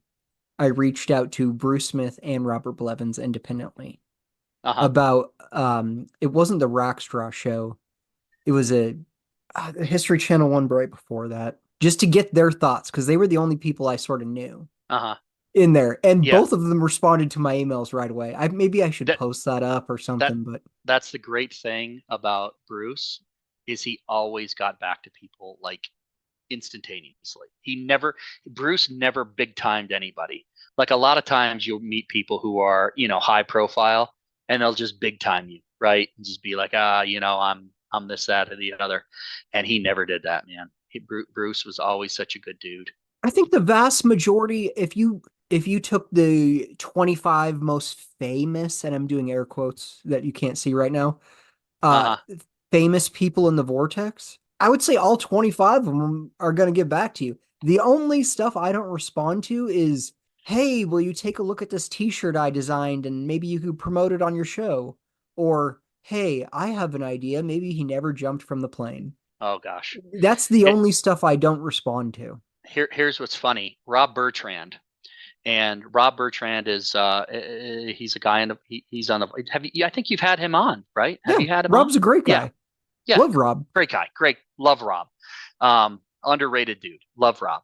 And when Bruce left the Vortex, when he said goodbye, he turned all of his files over to Rob because at that time, and perhaps still, Rob's idea was to kind of be the librarian of the Cooper case, where he was going to take all of Bruce's files.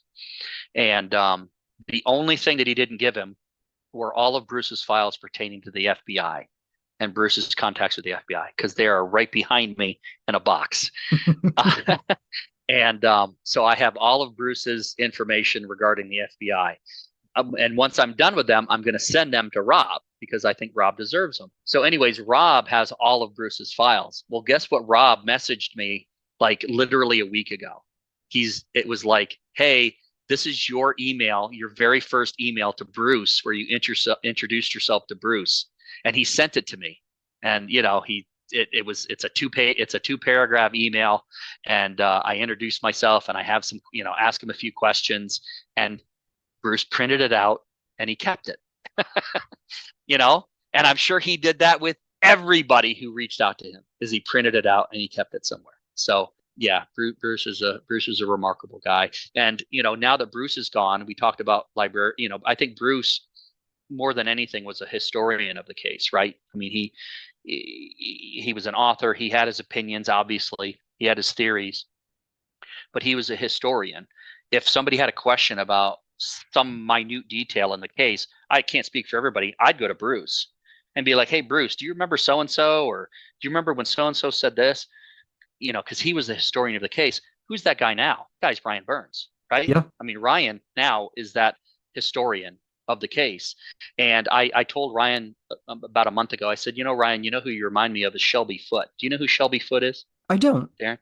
You remember those Ken Burns Civil War documentaries back in the day?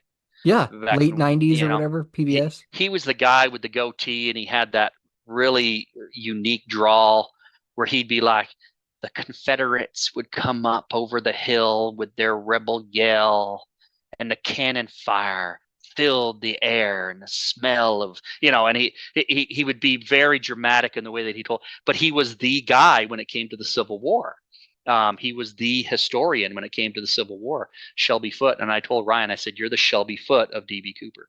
And he said, "No one has ever paid me a higher compliment in my life." So, yeah. So, Ryan is the new Bruce Smith. And as I said, I think his book is going to be the New Testament of the DB Cooper case. And it's going to be a really remarkable, That really is remarkable such a book. great way you put that. The Old Testament and the New Testament. Yeah. And I don't think that one negates the other. I think Bruce, and honestly, my favorite book in the case is DB Cooper and Flight 305 by Dr. Robert Edwards. I mean, I love that book. I have that book sitting on my desk at all times to refer to. And there's things in there I don't love agree. that book. I would, and I there are things in there I disagree with, and conclusions that he arrives at that I disagree with. But I love that book because it's so nerdy. It's just facts and calculations and all of those things. There's no like the FBI was involved in a cover up. There's no any of this superfluous stuff. It's all just the facts. And but I disagree with some of the conclusions that he arrives at. But I email Dr. Edwards all the time, and we have a very good relationship. But some things I don't agree with. But I love that book. I absolutely love that book. And I think Ryan's book is going to surpass it. So I look forward to it. Dr. Edwards' book is such a vortex book. If you don't care about DB Cooper, or maybe you have a loose passing interest in it, I would not recommend Dr. Edwards' book for you. I would not recommend it at all. You have to have an extensive knowledge of the case. Yes. And a desire to do some technical reading. Yes. It is advanced placement DB Cooper. Yes, it really is. It's AP DB Cooper. It is not DB Cooper 101. Yes, it is. It is a very niche audience. That book for sure. But it doesn't make it bad. It doesn't. No, make it's it a bad book. It's a fantastic book. It's a fantastic book. It's, I mean, certainly the best looking book of any DB Cooper book. I mean, I disagree cover. there. Really? The best cover is Bill Rawlins. DB Cooper parachuting in Oz? With a rainbow behind him? Yeah. Oh, there's so many jokes there, but I'm going to skip them. It's a fine cover. It's Dr. my favorite Edwards' book. It's my favorite. Dr. Edwards' book is phenomenal. It's great. It's great. I love looking at it. So Ryan needs to come up with a good cover for his book, because otherwise we're just going to crap all over it. I'll think about that. Maybe I could send some awesome recommendation Ryan's way. I could probably bully him into doing something. Well, I recommended a title for Ryan's book, and he said that that's the title that he's going to use. I don't know if he's changed his mind yet or not. I hope he hasn't, because I'd like to take credit for the title of that book. Well, don't say it, and that way, even if he changes it, you can say, "I came up with that title." Right. Yes, indeed. But yeah, no, Ryan is a great guy, and Ryan, I think, is the best researcher on the case. I don't think there's a close second. He's a buddy, and I said it in my last episode. I'll say it again. I'm just a regular guy with a unusual interest in this case. I don't claim to have any inside information or know anything special or have any answers. I like the case. It's an intellectual pursuit for me. I like to have fun with it. I try not to take it too seriously. I know a lot of people do take it far too seriously, and I think it makes them very, very unhappy. And I just don't want to be that guy. So, but yeah, man. I mean, it's and for you, dude, I'm telling you, there is a thirst in the vortex for more episodes. So I strongly, in speaking for everybody in the vortex, I strongly encourage you to have more episodes, have more guests, put out more content. We are thirsty for it, and let's get it done. Well, this episode will probably never see the light of day, but I am gonna do a lot more. That's fine. Okay, that's fine, because I've got to end this because it's a work night. But I do have one more question I want to ask you. Go for it. The vortex is a self-selecting group. I mean, maybe you could make the argument with Nikki that he got kind of pushed into it, but outside of him, this is a self-selecting group. You're choosing to be here. Nobody forced you to research DB Cooper. what is the pull and why is it these people? Because there isn't even like, oh, you know what? It's so crazy because 80% of the vortex is former law enforcement. That's not the case. There isn't like most of these people have this in common. I couldn't tell you what that is. Wow. For me personally, or just in general? I want to know in general, what is the attraction? Obviously, it's primarily men. It Yeah, I tends to got in skew trouble. older. Yeah, I got in trouble for this answer the last time you asked me on the, and you asked a little more specifically. Well, last time I Um, asked, because I've been asking, if it's your first time on the show, I'm going to ask you why it primarily right, is men. But men, what right. is the draw? Man, let me speak for me first. For me, it's an intellectual exercise. I get bored very quickly. My mind gets bored very quickly. I need to keep myself occupied. I need to have intellectual pursuits, or I get bored. Work doesn't do it for me. Work is just a way to pay the bills. I need things to feed my mind. And this is one of those things that feeds my mind. It's an intellectual pursuit for me. So that's it for me. I like the puzzle solving, the problem solving, the research. I've only recently enjoyed talking to people, principals in the case. That's become very, very fun for me. So that's it for me. It's an intellectual pursuit. Some people do Sudoku. I do this. So, that's it for me. For the case in general, I think for the casual person, and I think there's an enormous amount of casual people. I Mhm. think the mystery group has informed us of that, as there's a lot of people that are interested in the case but don't really want to like dig down and really do research, right? I mean, not everybody wants to go and interview Harold Anderson. Most people just want to talk about the case and how cool it was, and and then you have a different degree of people where they're a little more casual, but they're not super nerdy like myself and you and others. For the super nerdy people, I truly think that it is the idea that the answer is just out of reach and we're all trying to figure out whose arms are the longest. And eventually we're going to realize that we all need to hold on to each other to reach the answer. And that's, I think, what it really comes down to for like those 5-10% of the really hardcore Cooper researchers is we really feel that the answer is just there. We can taste it, we can smell it, we can touch it, just out of our reach, and we just feel like it's just a couple more inches, and it's just right there. And I think that's what keeps pulling us back, pulling us back, pulling us back. Um, it keeps frustrating us, and it keeps pulling us back. And I think, as I said, eventually we're going to need to realize that we all need to pool our resources and we're all going to need to hang on to each other to grasp the answer. And I think that's really what it comes down to. The case is interesting for obvious reasons. It's an unsolved mystery.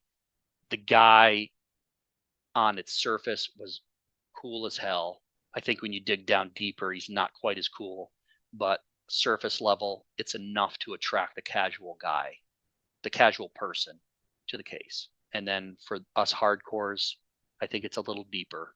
And I think it's that desire to, you know, drink from that forbidden fountain.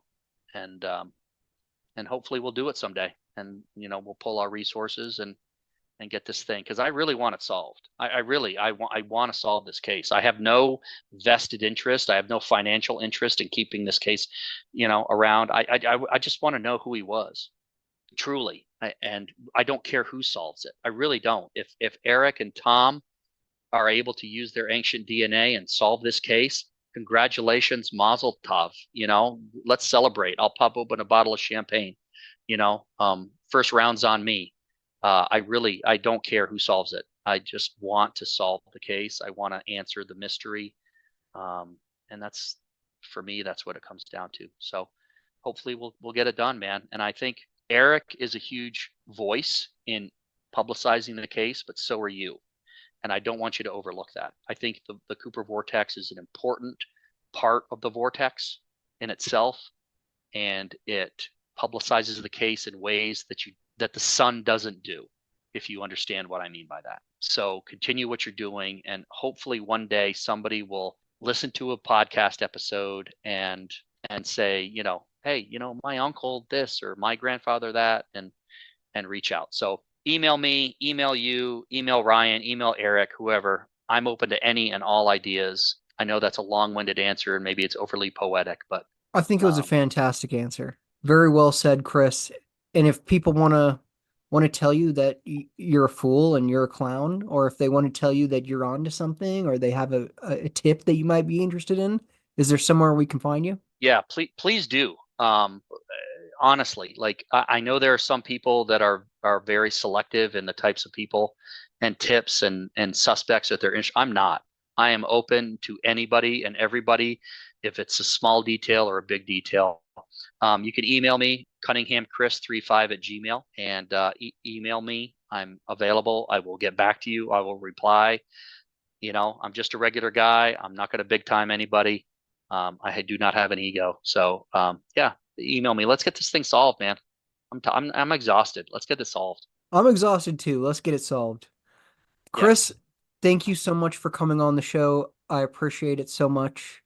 You're fantastic, and I hope the next time you're on the show, you're going to be telling me how you solved it. Amen. And congratulations on the fantasy football win this year. Oh, why? Thank you. If you want to reach out to Chris to help him solve the case, you can send him an email, cunninghamchris35@gmail.com. And if I know Chris as well as I think, he probably has 13 tabs open monitoring all the DB Cooper groups, so he can also be found on the DB Cooper Mystery Group, the Drop Zone, the DB Cooper Forum, and Reddit. Do you know who DB Cooper was? Are you a relative of a suspect? Are you an expert that's tired of us getting something wrong? Hit us up. You can find us on Facebook, Instagram, Twitter, or email us dbcooperpodcast@gmail.com. And as always, we've got all that in the show notes for you. Thank you to Chris Cunningham for staying alive. Thank you to Russell Colbert for the Saturday Night Fever. Thank you to Darren Osadich for letting us play his tune. I'm Darren Schaefer, and thank you for listening to the Cooper Vortex.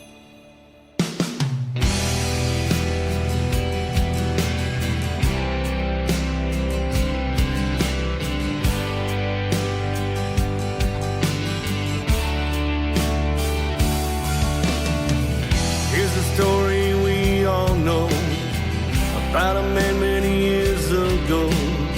Hijacked a plane, so we were told. Then he jumped into the cold. A glass of bourbon and a cigarette. He's in the air, the stage is set. Polite and kind, the people say. It's time to make his getaway. This is how the story goes about the money and the man. DB Cooper, they call me now. Catch me if you can. Rolled up in his coat-built tie. He's got enough to change his life. Where he landed, no one knows. But from this tale, a legend grows. Was a cold, dark, rainy night. As he walked, he saw light. Held his cash close to his side. He just needs to catch a ride. This is how the story goes about the money and the man. DB Cooper, they call me now. Catch me if you can.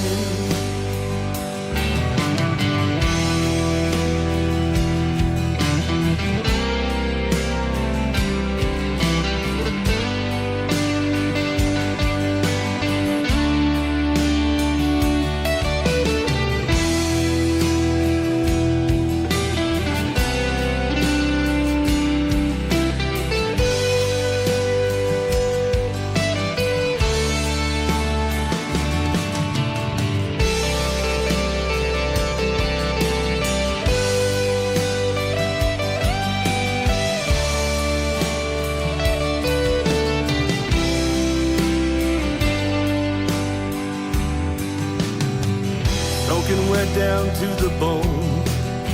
looked for a place to use the phone. Little cafe outside of town. Walked in, he just sat down. Met a man with a cowboy hat, who told a friend right where he's at. Into the night he disappeared, and from that night a legend reared. This is how the story goes about the money and the man. D.B. Cooper, they call me now. Catch me if you can. 40 years, the secret's out. The story has been told. D.B. Cooper's done running now. He was 80